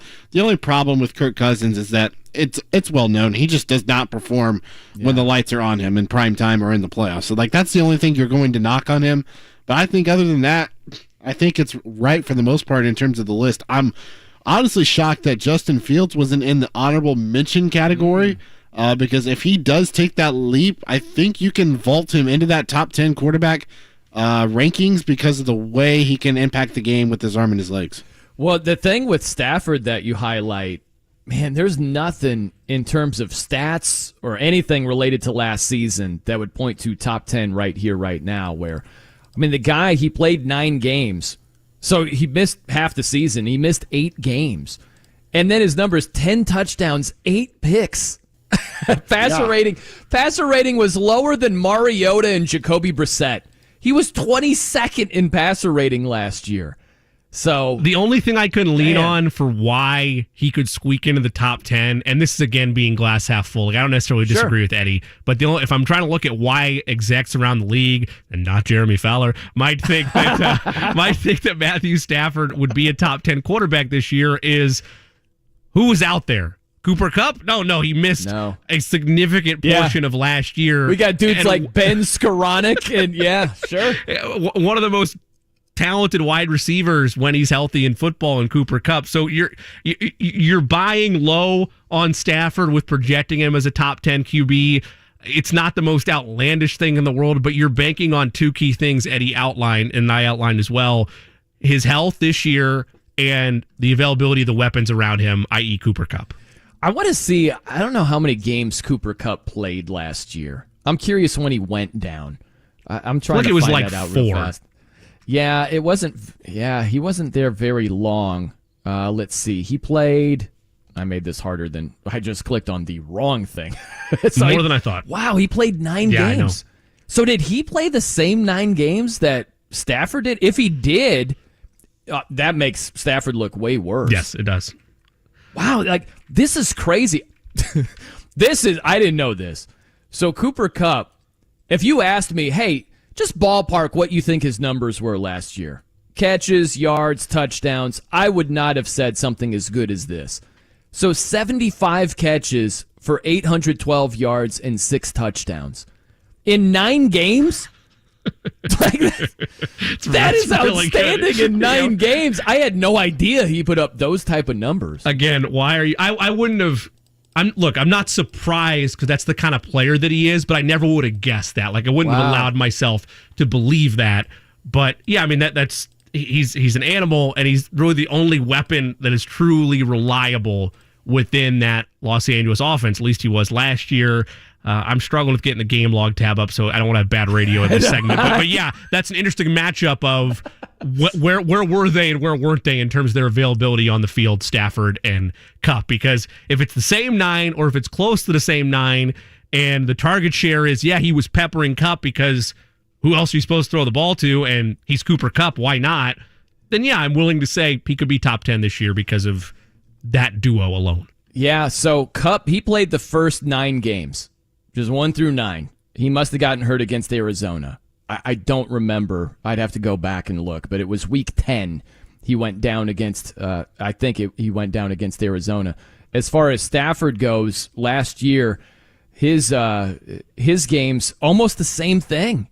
He played the first 8 games then missed the game against Arizona, then played he played in Week 11 against the against the Saints. I don't know when they got hurt. I don't know when he got hurt in that specific game in Week 9. Yeah, because it had to have been pretty early because he only had 5 targets. But you look at Cooper Kupp's numbers, just a 5-game stretch, and then the game that did not have Stafford, 125 yards, 7 catches, 80 yards, 7 catches, 79 yards, 8 catches, 127 yards, 8 catches, 3 catches, -1 yard in the game. Matthew Stafford did not play. Yeah, no Stafford that day. Man, I got to check, just out of curiosity's sake. Who's behind center for that one? That would be your boy, John Wolford would be the guy that game against Arizona. Oh, I remember that game, Jimmy. I shouldn't even tell you. I think there's got to be some gambling action within this game if you're remembering it so well. There was some gambling involved. I had the under that game because it was John Wolford and Colt McCoy. Ooh, that would have been great in 2010. Yeah. I'm like, this sounds like under to me. This sounds like an under game. And there was just some dirty scoring at the end of that game. Oh, that was a rough one right there. Was that a Monday night game? No, it was just a random Sunday game. Oh, I'm thinking of Arizona and San Francisco and Mexico. That's what I was thinking. Oh, yeah, that was a winning one. I had the Niners team total over. I remember that one well. Surprising I can remember a win. Man, if you want me to detail my losses, I got you. I remember that like it was yesterday. Now, this might not be a completely fair question. I think I'll state it in a fair way. Of all the rookie quarterbacks, when 2023 is said and done, ballpark where you think the highest guy would roughly be ranked among all the other quarterbacks. Now, again, it's your rookie season. Most rookies struggle. Like, I'm not saying, oh, not a top 10 guy, bust. Like, look at Trevor Lawrence. Trevor Lawrence now in this ESPN list, he's number 8.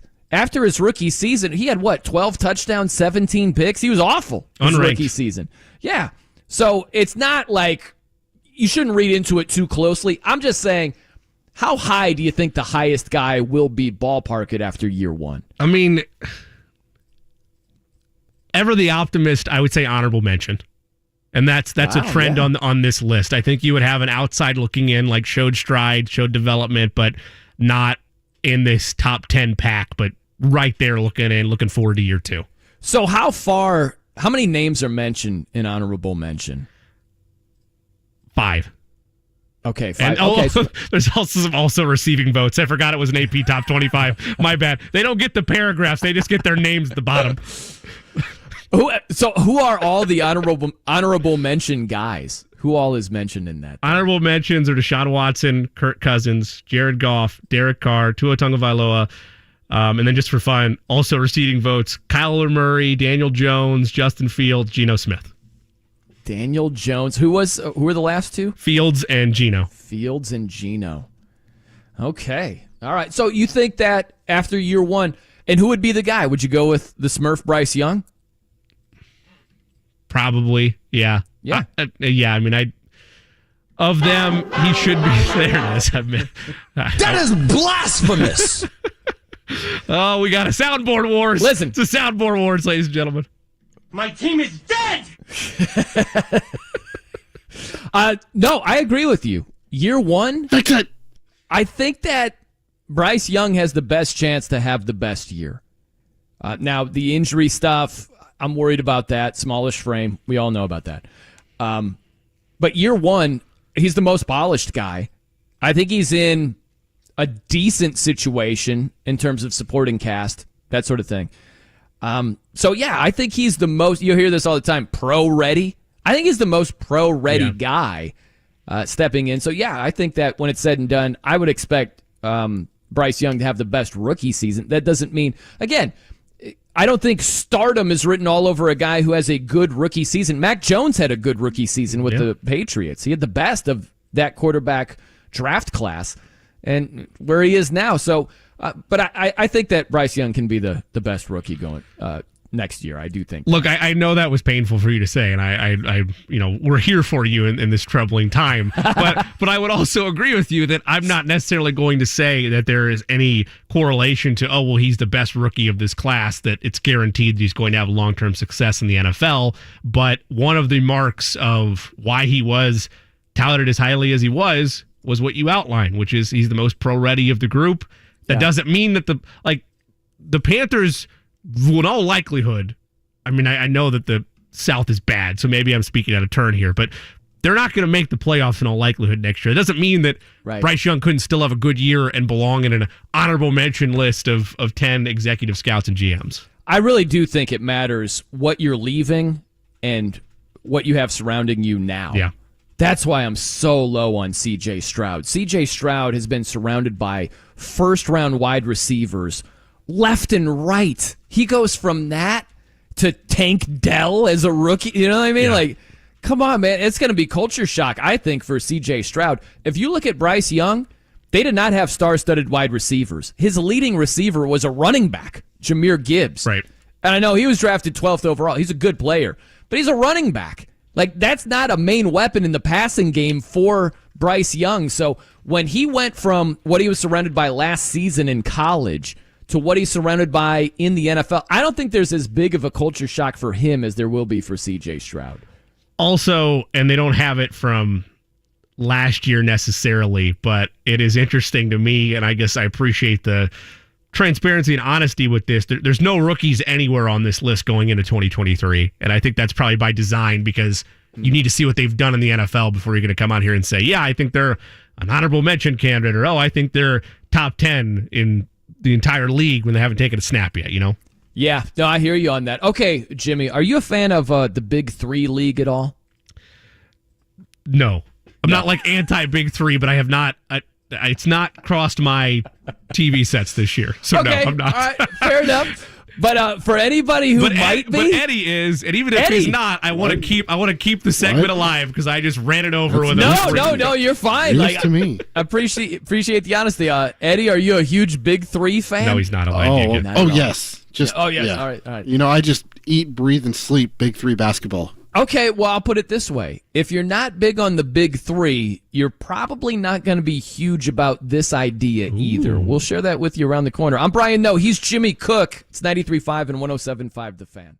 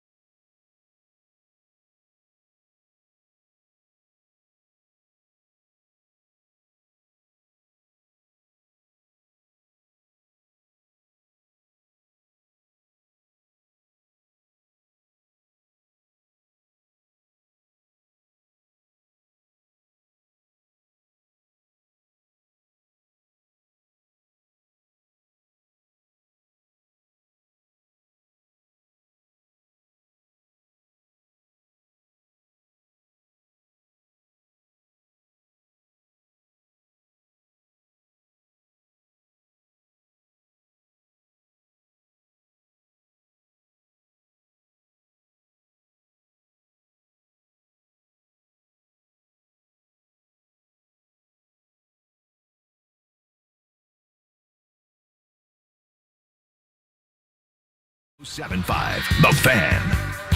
I'm Brian Noe. He's Jimmy Cook here on The Fan.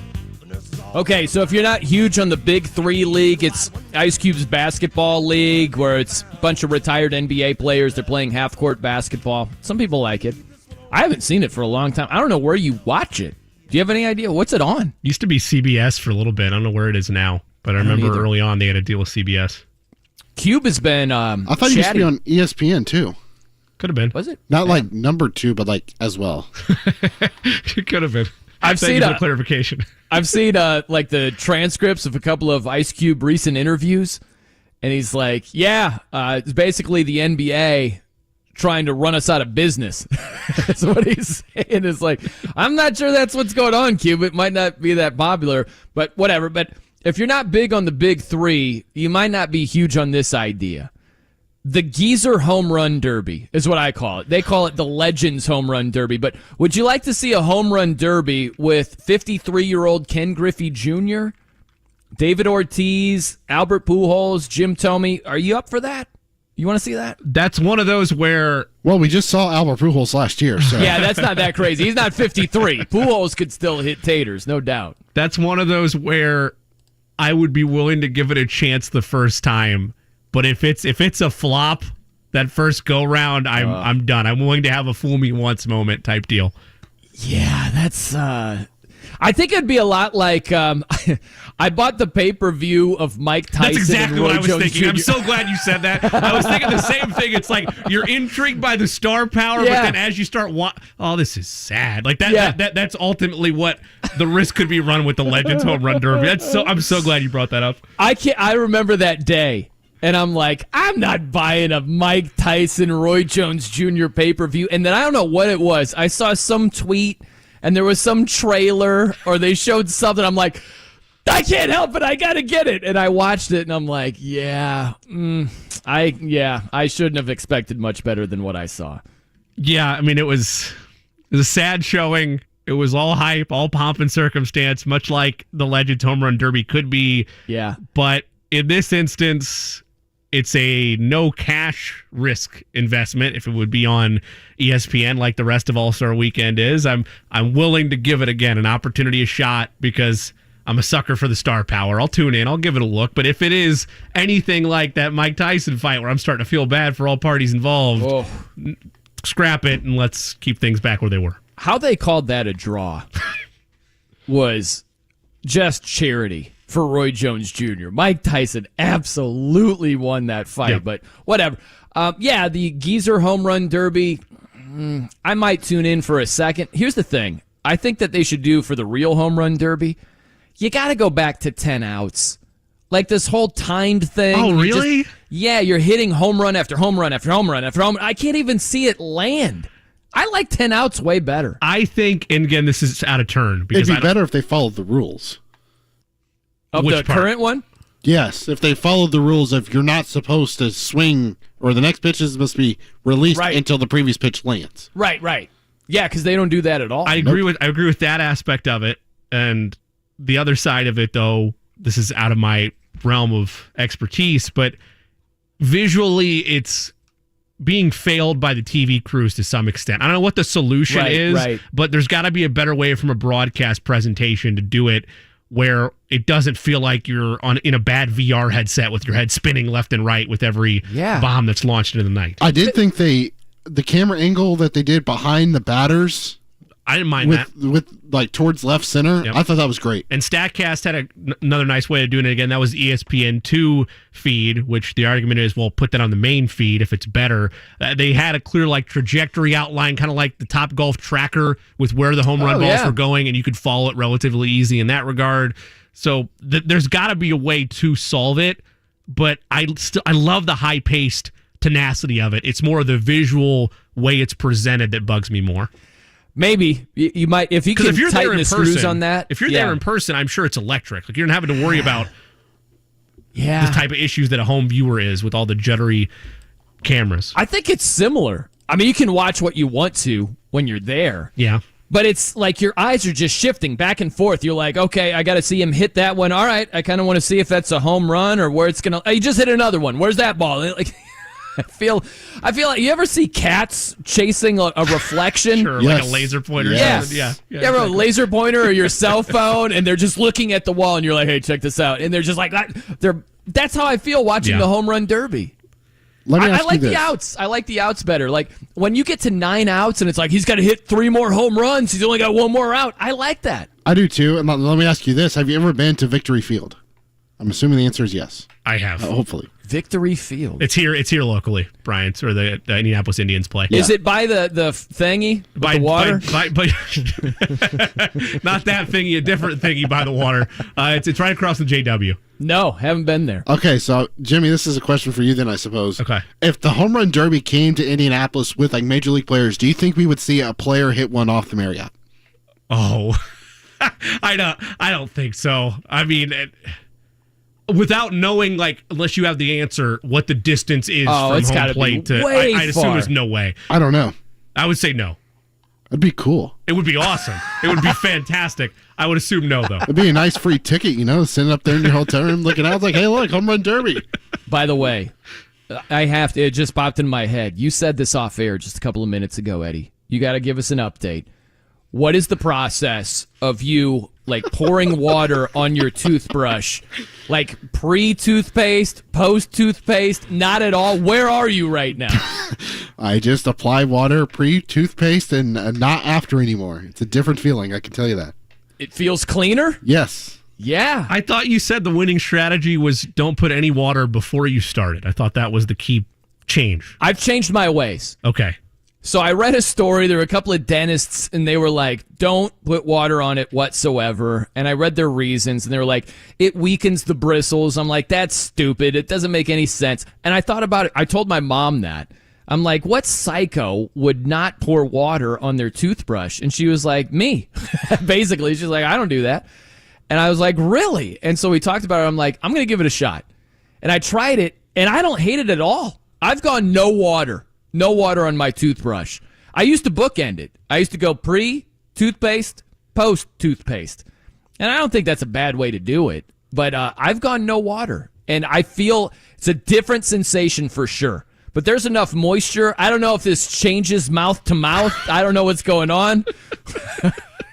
Got a different level going. I don't know what's going on there. But there's enough moisture where it's not bad at all. And I like it. I don't hate it at all. I didn't make the flip. I did try it once. I agree it felt different, and then I think I forgot about the next day and kept my way. So maybe I'll try to jump back. Did you just go pre? Yes. You just go pre? Yeah. Okay. So Eddie was pre and post. Now he's just the pregame host. Is what we're talking about here with toothpaste. Yep. Yeah. I'm not on the pregame show at all, or the postgame show. You're the headliner. Yeah. You're just right there in the action. I've been nixed from all coverage. This is what's going on here. All right, we got Mike Chappell around the corner. Let's talk some Colts with Mike here. All the running back news from yesterday, Saquon, Josh Jacobs, Tony Pollard, none of them got long-term extensions. What does it mean for Jonathan Taylor? And much beyond that as far as the Colts go. That's on the way. I'm Brian Noe. He's Jimmy Cook. It's 93.5 and 107.5 The Fan.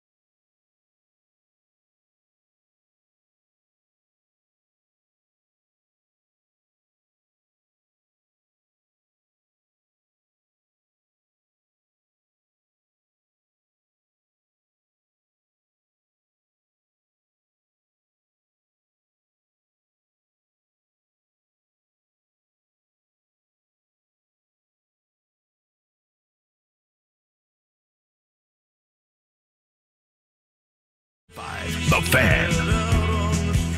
I'm Brian Noe. He's Jimmy Cook here on The Fan. Want to welcome in Mike Chappell, covers the Colts for CBS 4 and Fox 59, joins us here on The Fan. Mike, we'll get to Jonathan Taylor in a second, but I just have to ask, for curiosity's sake. Do you pour water on your toothbrush, okay, before you put toothpaste on, after you put toothpaste on, or not at all? What do you do? After. After? Toothpaste on the brush, rinse it on, and then go to work. There you go. And that's a process that works out. Not a pre-guy, though, huh? You don't do it beforehand, just post. Well, why would you water it down until you've got something to water down? Makes sense to me. I'm all into conservation. Hey, man, I get. Well, that's a good segue to the running back market, right? Because teams are all in to conservation over here. No long-term deals, as you well know, for the top 3 running backs that were in line for an extension: Saquon, Josh Jacobs, Tony Pollard. What do you think of that? And more importantly, how does it relate to Jonathan Taylor going forward? Well, I don't think. I mean, it impacts them because it's showing what teams believe the market is, and these are good teams with very good players. It's a little different because if I've seen right, Barkley and one of the other guys, Jacobs, aren't expected to report for training camp under the franchise. They will at some point because it's still $10 million. I mean, come on, let's get real. But Taylor's under contract, so it's a little different. If he goes to the extreme of not showing up, he gets fined. These other guys technically aren't under contract, so you don't fine them. But it's to me, it's sort of an odd situation because it's almost team to team. And I would argue that Taylor has maybe more value to the Colts than the other players have to their teams. Saquon Barkley is probably very, very similar because of, Daniel Jones and all that. But it just makes so much sense to get Taylor done. I'm certainly the numbers have to work for each side, which is why something's not done, is because one side wants more and one side wants to pay less. But if you look at the extreme case, any extension for Taylor has got to be worth, I don't know, $24 million guaranteed, because that's what this year's contract and two franchise tags the next 2 years would be worth, minimum $25 million. And so it makes sense to get a long-term deal to where you're not doing the tag. The tag is a protection allowed by the players. Keep in mind, these franchise tags were bargained in place. The players agreed to franchise transition tags in the labor agreement. To get something they wanted, they gave the owners this ability to keep their high-end players.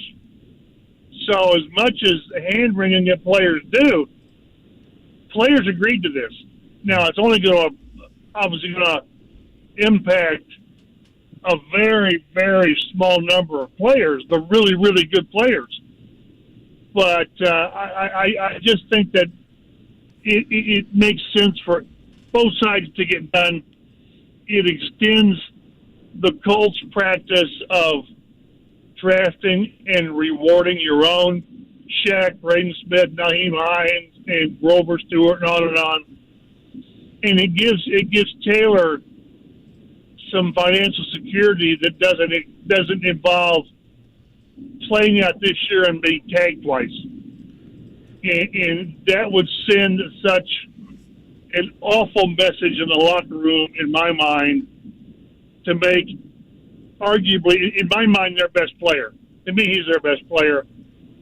And making him play out his contract and then, franchise, it would just be a really, really bad message.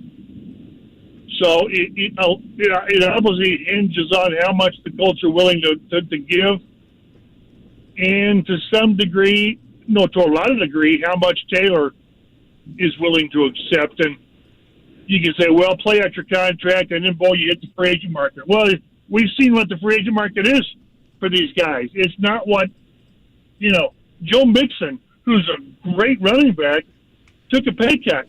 Normally on restructures, all players do is push money forward. He took a pay cut. I think I saw, was it $5 million this year and $4 million next year, or vice versa? That's really rare. Dalvin Cook gets cut after 4 quality years. So it's a lot of times players say, well, yeah, I'll play that up, grin and bear it. But, boy, I've got free agency ahead. Well, why would anyone think the market's going to get better for running back? So this is really a dicey situation where both sides have valid arguments, but I think Taylor's got more, not leverage, but a better argument because of his value to the team. He's still young. The Colts won't be looking at Taylor as their running back for the next 5 or 6 years. That's not the case. They've got to be looking at him as their running back for the next 2 years, maybe 3 years. So it just makes sense to get something done that's really maybe a 2-year. We've talked this may be a 2-year deal with guaranteed money. The third year can be whatever you want it to be. But his value to the Colts is so significant because you got. I don't care whether you get the rookie quarterback or you got Minshew. This is going to be a team that wants to run the ball. If the offensive line gets back to playing decent, they will run the ball. And Taylor is the focal point. So I think something gets done, but it's got to be something that works for both sides. Chap, when I look around the league right now, and this is, I know you chuckle at it because it's what modern sports journalism is at this point, is reacting to everything, including tweets on Twitter. And, you have running backs across the board, Derrick Henry, Jonathan Taylor, Austin Eckler, just to name a few, coming out publicly in support of their position group. And I admire that. And I think it's great that they are expressing their frustrations. But you talk about the need to get an extension done with Jonathan Taylor and the desire, you'd think, by both parties to get one done. But Derrick Henry makes $12.5 million a year annually, and that's the third highest annual evaluation in professional football. And that's about my mark for where I'd be comfortable 2 or 3 years, regardless, paying for Jonathan Taylor. I would assume, with that only being $2.5 million above a tag this year, I know it doesn't impact JT, but just for the example, that he wants more than that. And I get it. Like, I understand he wants to fight for that, but it's a lost cause with where the tag is and how they negotiated it, because he could play out the year, but at the end of the day, all the Colts have to do is, you don't want 12.5? All right, here's a tag for 11 or 12 flat. I don't see a way for them to fix this issue other than complicating their own individual contract situations. Well, I don't disagree. And that's why it's such a complicated issue. It's just hard to believe that we've gotten to the point that running backs are so devalued, and they are. Mm-hmm. It used to be, well, I remember the Bill Pulley years. It really was play him for 4 years and just work the heck out of him, and then you move on. Now, it was a little different with Edge, although he didn't get a second contract. His rookie contract, if I remember, was a 6-year deal, so it's apples and oranges, sort of.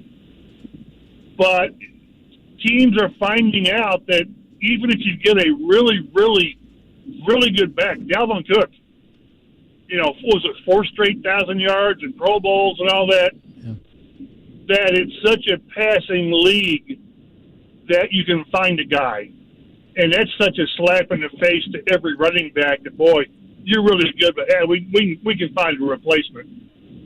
So you're right. That's why if the Colts want to play hardball, you say, okay, I think it's $4 million this year as a base, and then we'll give you, the franchise tag will be 11 or something next year, and it'll be 12 the next year.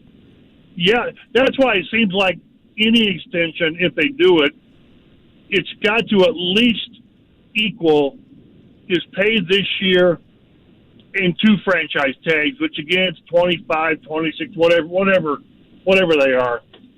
And whether they're willing to do that, I just have to believe that he's got easily 3 good years in him. I just do. And to think that you can replace him in the off season, I guess you can. But he is an elite player in his position. He's still young. He would have had a decent year last year. I don't think that's, 4 or 5 games, whatever it was. He still averaged 4.5 yards a carry. Mm-hmm. I mean, he wasn't just awful. And he was, his effectiveness was impacted by the offensive line and the ankle injury. He has not been an injured player, so I don't think that's an issue. It's just going to be what they want to commit to a running back, even a great one. And they wouldn't. I don't think they would do it. But you go into negotiations and say he's a running back. He had the greatest season by a Colts running back ever 2 years ago, 1,800 yards and whatever it was from scrimmage and the touchdowns, and we didn't make the playoffs. So how good was he? Well, it certainly wasn't his fault that they didn't make the playoffs. So I just think that, and again, I keep going back to one thing that maybe impacts, maybe doesn't. When we talked to JT the last time, he stressed his value in the community and all that. Well, that's good, but that's not going to have much weight. I just think it reinforces the team's practice of rewarding their own. Quentin Nelson, I mean, all these guys I rattle off that's gotten second contracts. And to think that they all of a sudden would play hardball with, again, to me, their best player. We could argue the best player and all that, but to play hardball and hold the line on him. Now, if he's wanting $15, $16 million a year, he's not going to get it. I just don't think he's going to get it. I always thought the contract that I would have liked for both sides to go after, and he wouldn't agree probably. Nick Chubb got 3 years, 36.6. What's that? 13.3 a year. I think that's a nice contract. I'm not sure he would want to settle for that, but there's going to have to be compromise on each side. I just keep going back to their practices have been rewarding your own, and this will be a break from that if they don't do it. And players will notice. Other players will notice that all of a sudden you're not rewarding your own. That's why I say I think it gets done providing his side shows a little bit of compromise, and the Colts compromise by paying him more than what they might want to pay him. He's Mike Chappell joining us here on The Fan. You mentioned that the players, they agreed to this system, and I'm not saying they're dumb, but sometimes in the moment you don't foresee how badly things will end up, and it's been a horrible system for running backs in particular. Did they know at the time what they were saying yes to, in your opinion? Sure, because whatever the number of players, do the math, 60 players by 30, let's say 2,000 players. This is only impacting 10 players, 12 players. So the vast majority of players will never, ever be impacted by the franchise tag. They just won't. And maybe they fought for better benefits, whatever. And if the vast majority of the players wanted X instead of fighting for Y, which would have been a franchise tag or whatever, it's just not going to be a factor because the majority it isn't going to be ever impacted by these tags. So I'm not surprised that the players allowed this because it's not going to impact them. It's going to impact, again, a dozen players a year maybe. So that's one where I just think that the majority of the players said, that's not going to impact me. I want this. I'm more than willing to give, maybe they wanted, less workout time in the off season or better benefits, whatever. And they weren't even. You're not going to get the majority of the players to go to war to save, the running backs or the tight ends on franchise tags. They'll never do that. Chap, why do you think it is that with basketball, for instance, and I know the salaries are different, so maybe not from a financial standpoint, but just a uproar standpoint from within the sport, why do you think it is there hasn't been this huge backlash of like old archaic big men that used to dominate said sport and feel like they're left out of the equation versus here in football where, again, running back isn't necessarily obsolete, but just the way that it's gone about being valued has diminished to a point where, I mean, yes, particularly middle of the pack to bottom salaries are closer to kickers and punters, then those shouldn't be embarrassed about it being that close.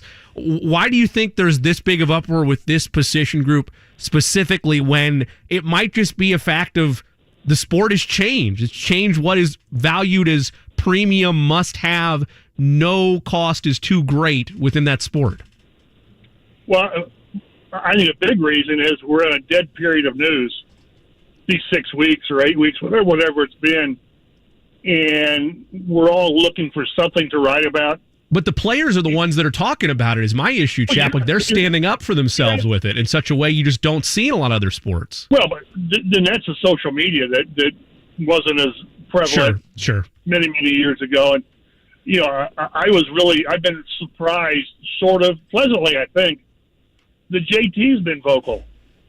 Because I remember at the end of the last season, he sort of took the approach, an extension would be nice, but I signed a 4-year deal. I knew what I was doing, and which made it sound like he'll be a good soldier. All of a sudden, the last time we talked to him, it was like, we're going to explain to him my value and this, that, and the other. And he really, maybe it was a change of agents. Maybe that was it. He's taken on, I'm not saying militant, but a more aggressive, I better look out for me. And I think across the league, other players, I think they do tend to come to the defense of their colleagues. And when one player or one position group starts getting attacked, they sort of say, hey, wait a minute. We have value. And to think that Derrick Henry doesn't have value to Tennessee is crazy. They built that franchise around him.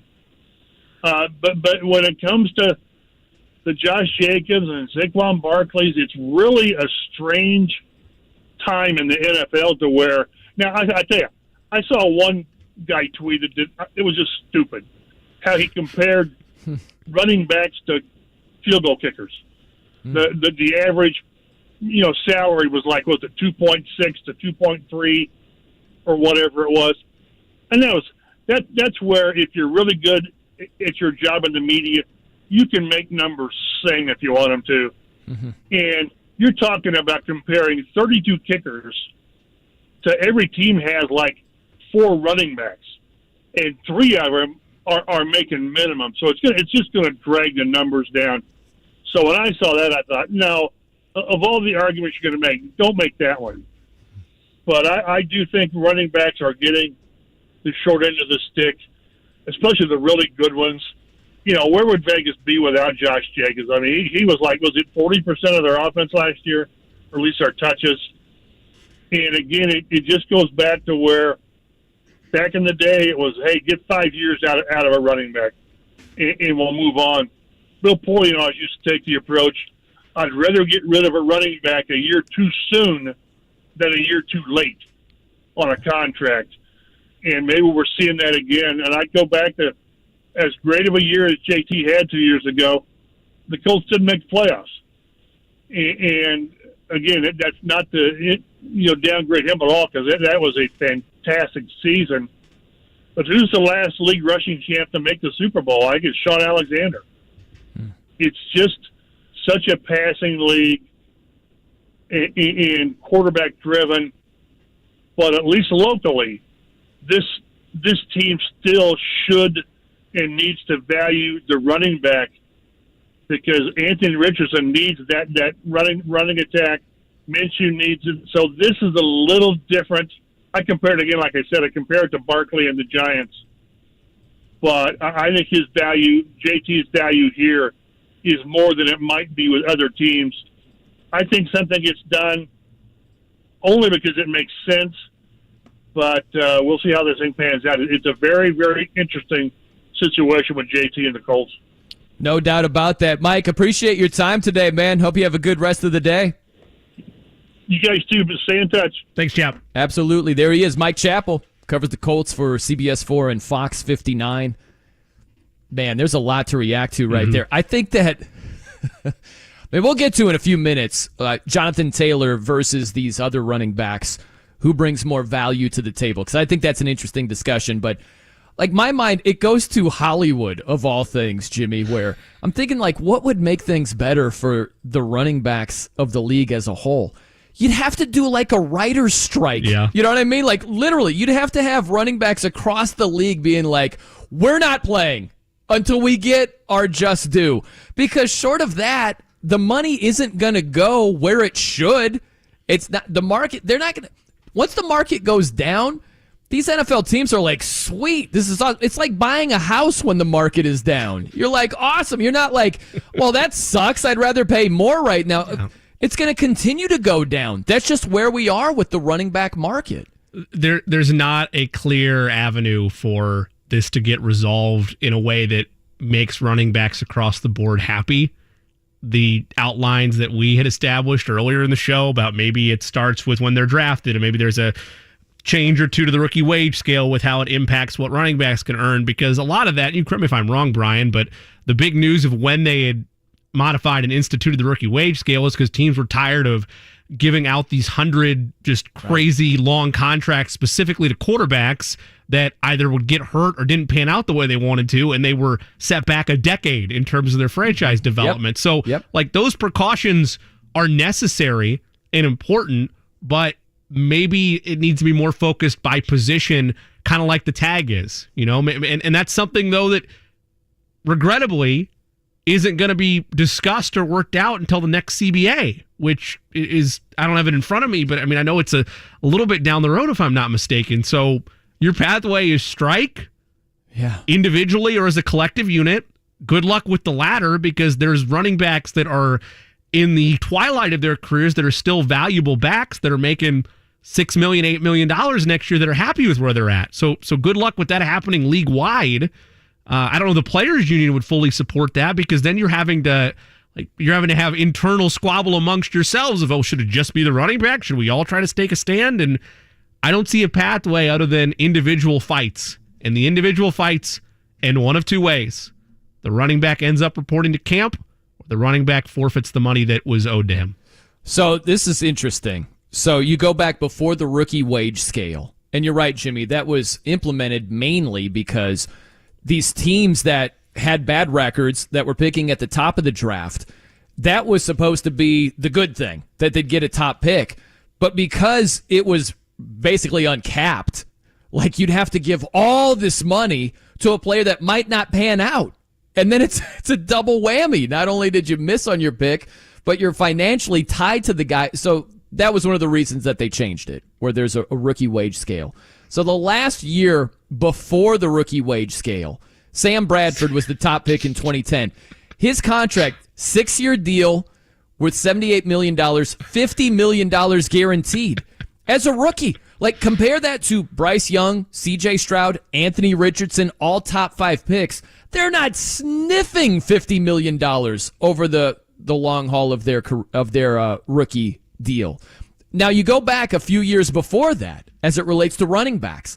So you have to go back to 2006 was the of the non-rookie wage scale era, right? You go to Reggie Bush, number 2 overall pick, 2006 with the Saints. Now compare this to Saquon Barkley. Okay, Saquon was a number 2 overall pick. Reggie Bush, back in 2006, number 2 overall pick, 6-year deal worth $62 million, over $26.5 million guaranteed.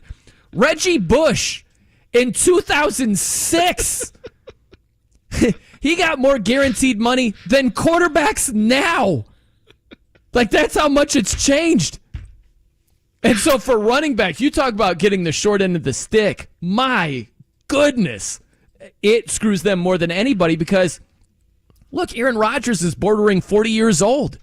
You can play well into your 30s at many different positions. Not the case with running backs. So you're under team control if you're a first-round pick for the first 5 years. Then you could get slapped with the franchise tag a couple of years. You're inching closer to 30 every single year. When you're a free agent, it doesn't matter. No one wants to pay you anyway. And again, it is that regression of that age threshold, right? Because 30, much like that, is what was the going rate in 06. North of 30 was the danger zone territory. I over-exaggerated a little bit there, but it's clear present day. Like, we would not be having this conversation about a 24-year-old Jonathan Taylor in this same way even 5 seasons ago with the type of hesitation of, should you pay him? I mean, it's dangerous. He's going to be 27 by the time that 3-year deal's done. That's not a conversation you were having with legitimate fear, and now you are, because you look at just the most recent wave of running backs that have been cut. Like, Dalvin Cook, if the market winds up where it is, I don't know, it'll probably be somewhere between like $2 and $7 million. But like, if you're a contender that needs a running back that has cap space, like Dalvin Cook, Zeke Elliott, like there's options there, but that's options because that's the life cycle of running backs now. You go to trapped in a rookie wage scale, maybe tagged a year or two, and then unless you get a team that knows they have to keep you, a la Derrick Henry, a la probably the Colts, you end up going into free agency by the time you're in that 30 danger zone range, and you're a role player. You're a by committee back. You're a Damian Williams who has long-term success in terms of winning a Super Bowl with the Chiefs and being a big factor in that team, made like $2 million that year. I mean, that's just the state of what a running back is in today's NFL. And I don't know how depreciated the value's gone, because I would pay in the blink of an eye, not just because that's what you see in the NFL. I value wide receivers and quarterbacks more. Well, I hear you. I get that. But there's a line to it, right? It's not. Look at this guy. Look at Evan Ingram, okay? Evan Ingram with the Jags, because he was a guy that was slapped with the franchise tag. He came to a long-term extension with Jacksonville.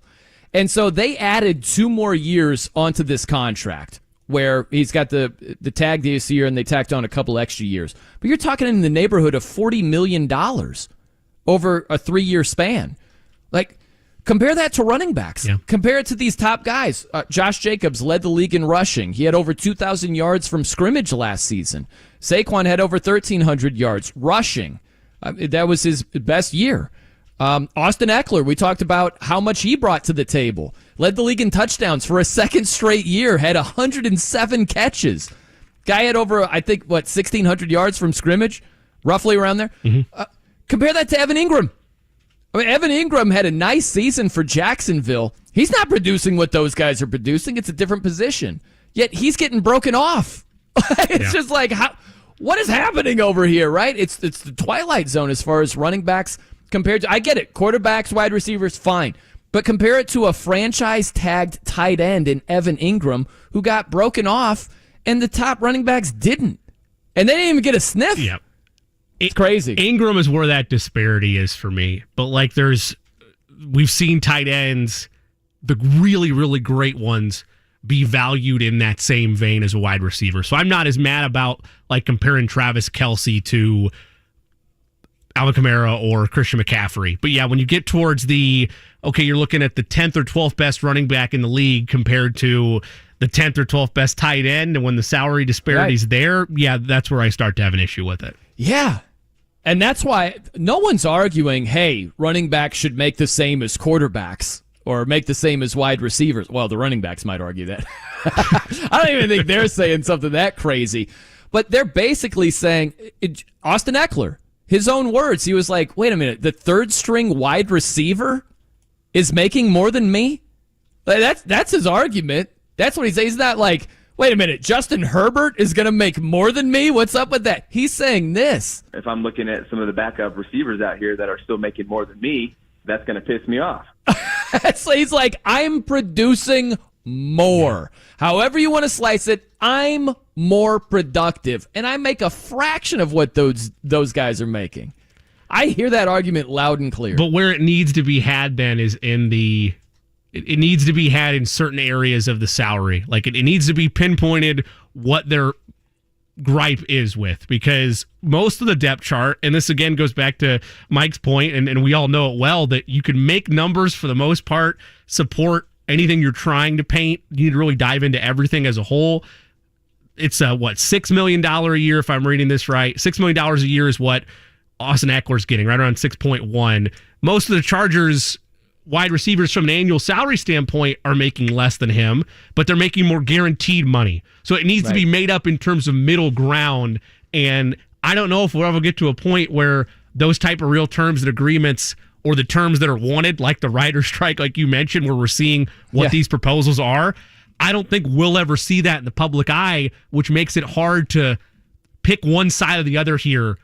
I don't see two good guys or bad guys here. I see two people making reasonable arguments, both ownership and the players in this case. Okay, coming up, Jimmy. I think this is the argument running backs should be making. And also Jonathan Taylor.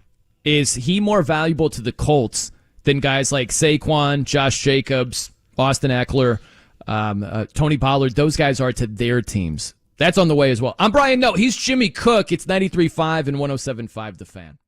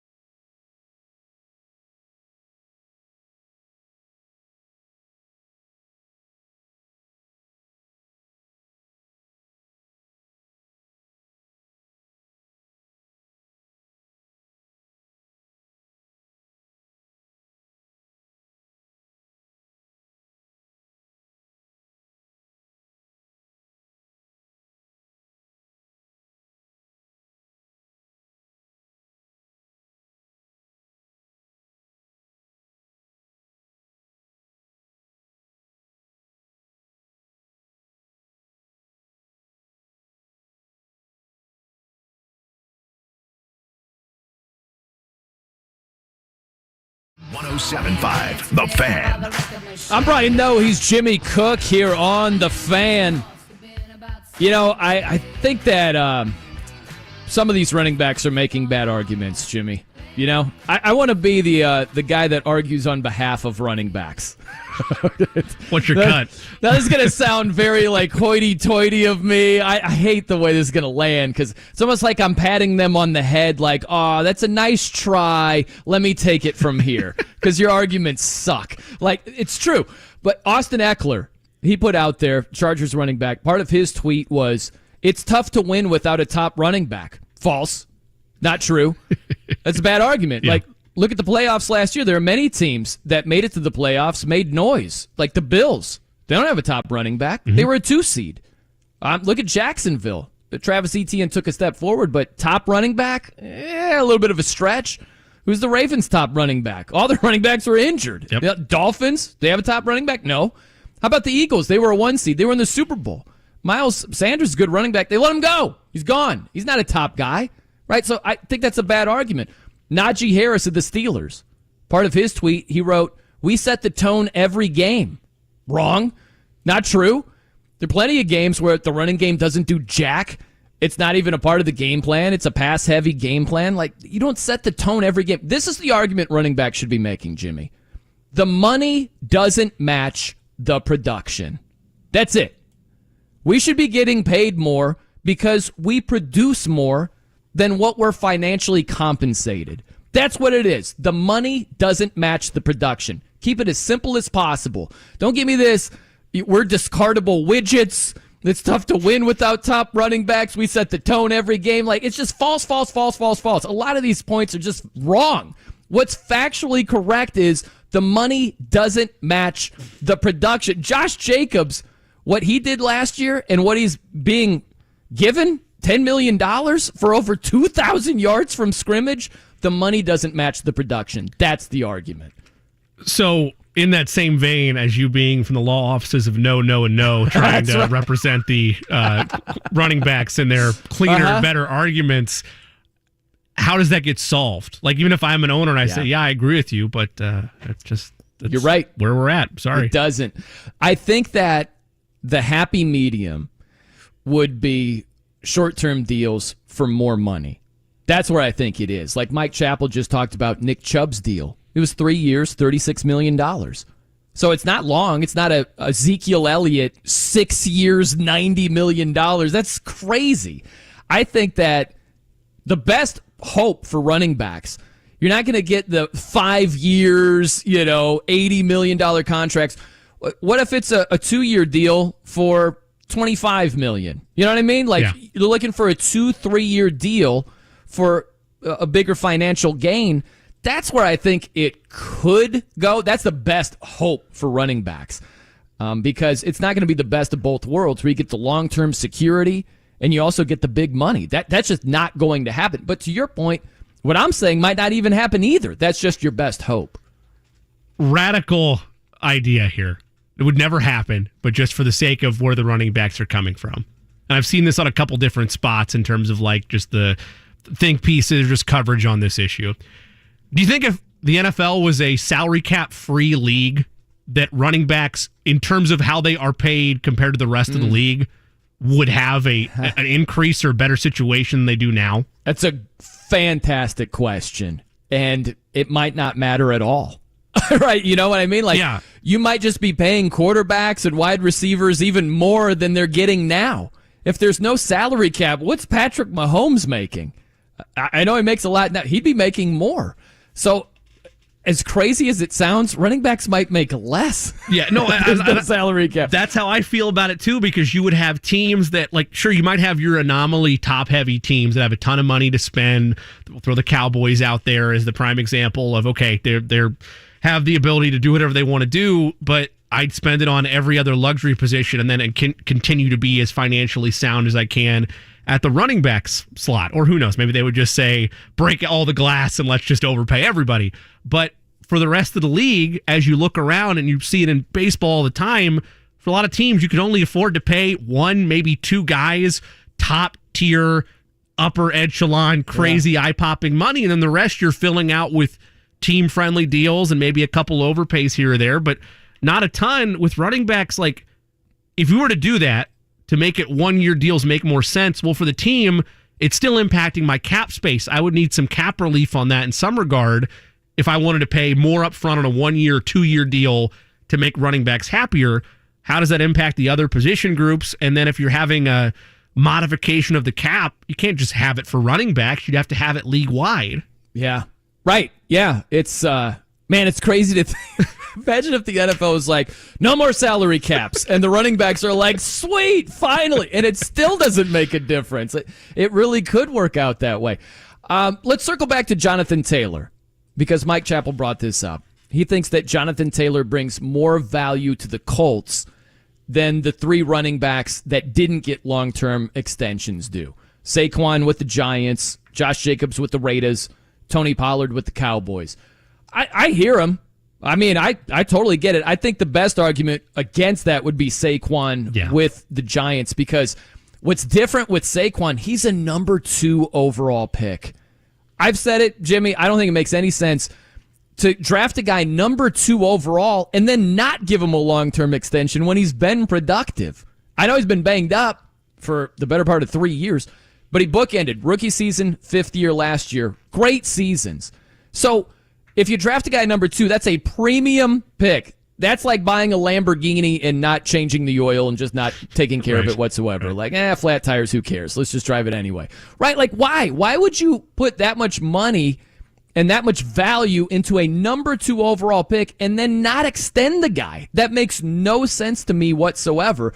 But that's where Saquon is different from JT, is that the Giants have invested more in terms of draft capital in Saquon than the Colts have with JT. So I think that enters the equation.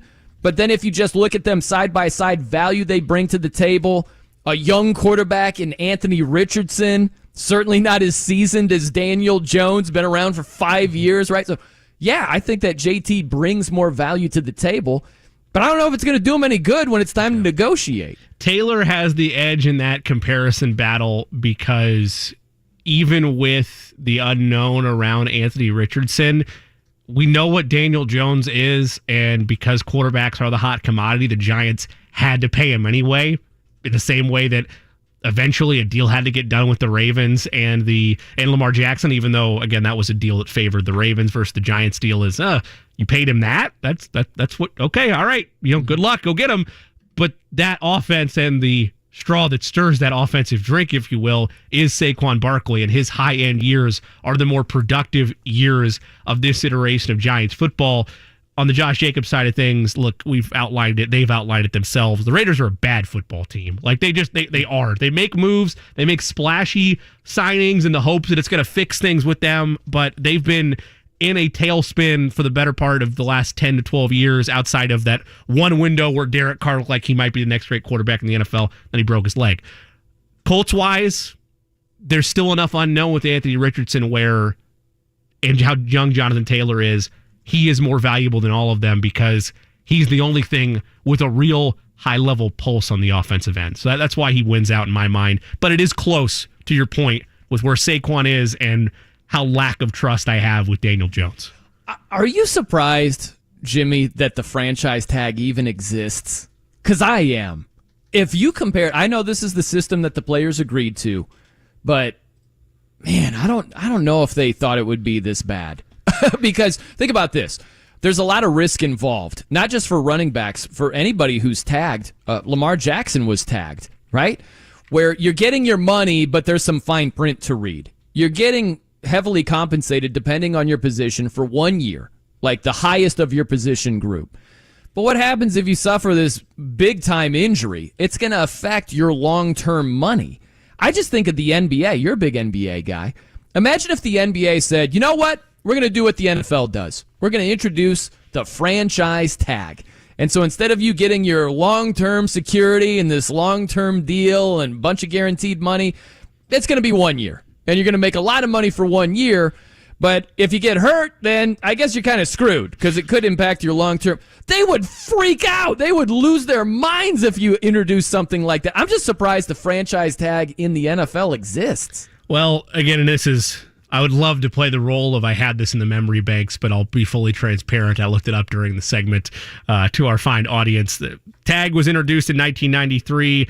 Pat Bowlen, owner of the Broncos at the time, it became referred to as the Elway rule because he was worried about signing a CBA with free agency happening because he might lose his star quarterback to free agency. And so a compromise there between the NFL and the Players Union was to have this franchise tag that would allow you to be able to retain or at least keep more control in theory of players that you would worry you could lose. The only NBA equivalent to it, and maybe this is the solution. I don't know if the owners would ever take it, but maybe this is the solution. Restricted free agency is the equivalent in the NBA. And that is where it's not just one party that you're stuck with. You're stuck with the tag in the NFL. There's no counters. There's no nothing. With restricted free agency, a team can make a big offer to the player, and then the team can either match or they can let him go. Like that is the closest equivalent that would be player personnel decision-making and a free agency type impact that the tag has in the NFL. The difference is it's more player-friendly in theory with restricted free agency because multiple teams can bid on said player with the original owner of the player having the ability to match. Yeah, that's the closest thing you get. Would that fix it? I mean, the reason I would say no, it probably wouldn't fix it is this isn't it's a team-by-team issue, but it's the accepted practice around the league at this point. It is no longer a standard that running backs are the sole aspect of an offense to build around in today's NFL. This isn't just one team that's doing it. It's multiple teams that realize we're not going to pay you the type of money that you think you're worth because look around the league. That's not what running backs are evaluated as right now. Yeah. I don't know if it'd change it. I don't know. I don't know that it would. It would be different. It would certainly be a lot different. It's just, man, the amount of control that NFL teams have over the players that they draft. It's, again, like the NBA thing is what blows my mind is, could you imagine a franchise tag in the NBA? Like, I can't at all. And that's what we got in the NFL. And, like, imagine, like, take it a step further. It's like suspend reality for a second. Sure. Imagine if there was a running back-like position in the NBA. For whatever reason, let's just say that centers broke down a lot faster. Like when you got to 30, that might be it. Like, and then imagine on top of that if there's a franchise tag in the NBA. You know what I mean? Yeah. Like, that's what we got. It's insane. But it's just the way it is now. If you're talking about the early 90s, NFL ownership just shrugs their shoulders and say, this is the system. Yeah. What do you mean? Like, change it now? Because it benefits them. It used to be for them to help protect superstars, and now it has become a tool fans do it all the time. If you're doing at-home general managing, you look at the roster, who's a breakout player that's about to get a big payday, tag him. Yeah. Save the money, tag him, keep him under team control, spend elsewhere. Yeah. All right, I got some fantastic audio for you here, Jimmy. And I think it's going to be a great little interlude to some winning gambling picks from you. We'll do that right around the corner. I'm Brian Noe. He's Jimmy Cook. It's 93.5 and 107.5 The Fan.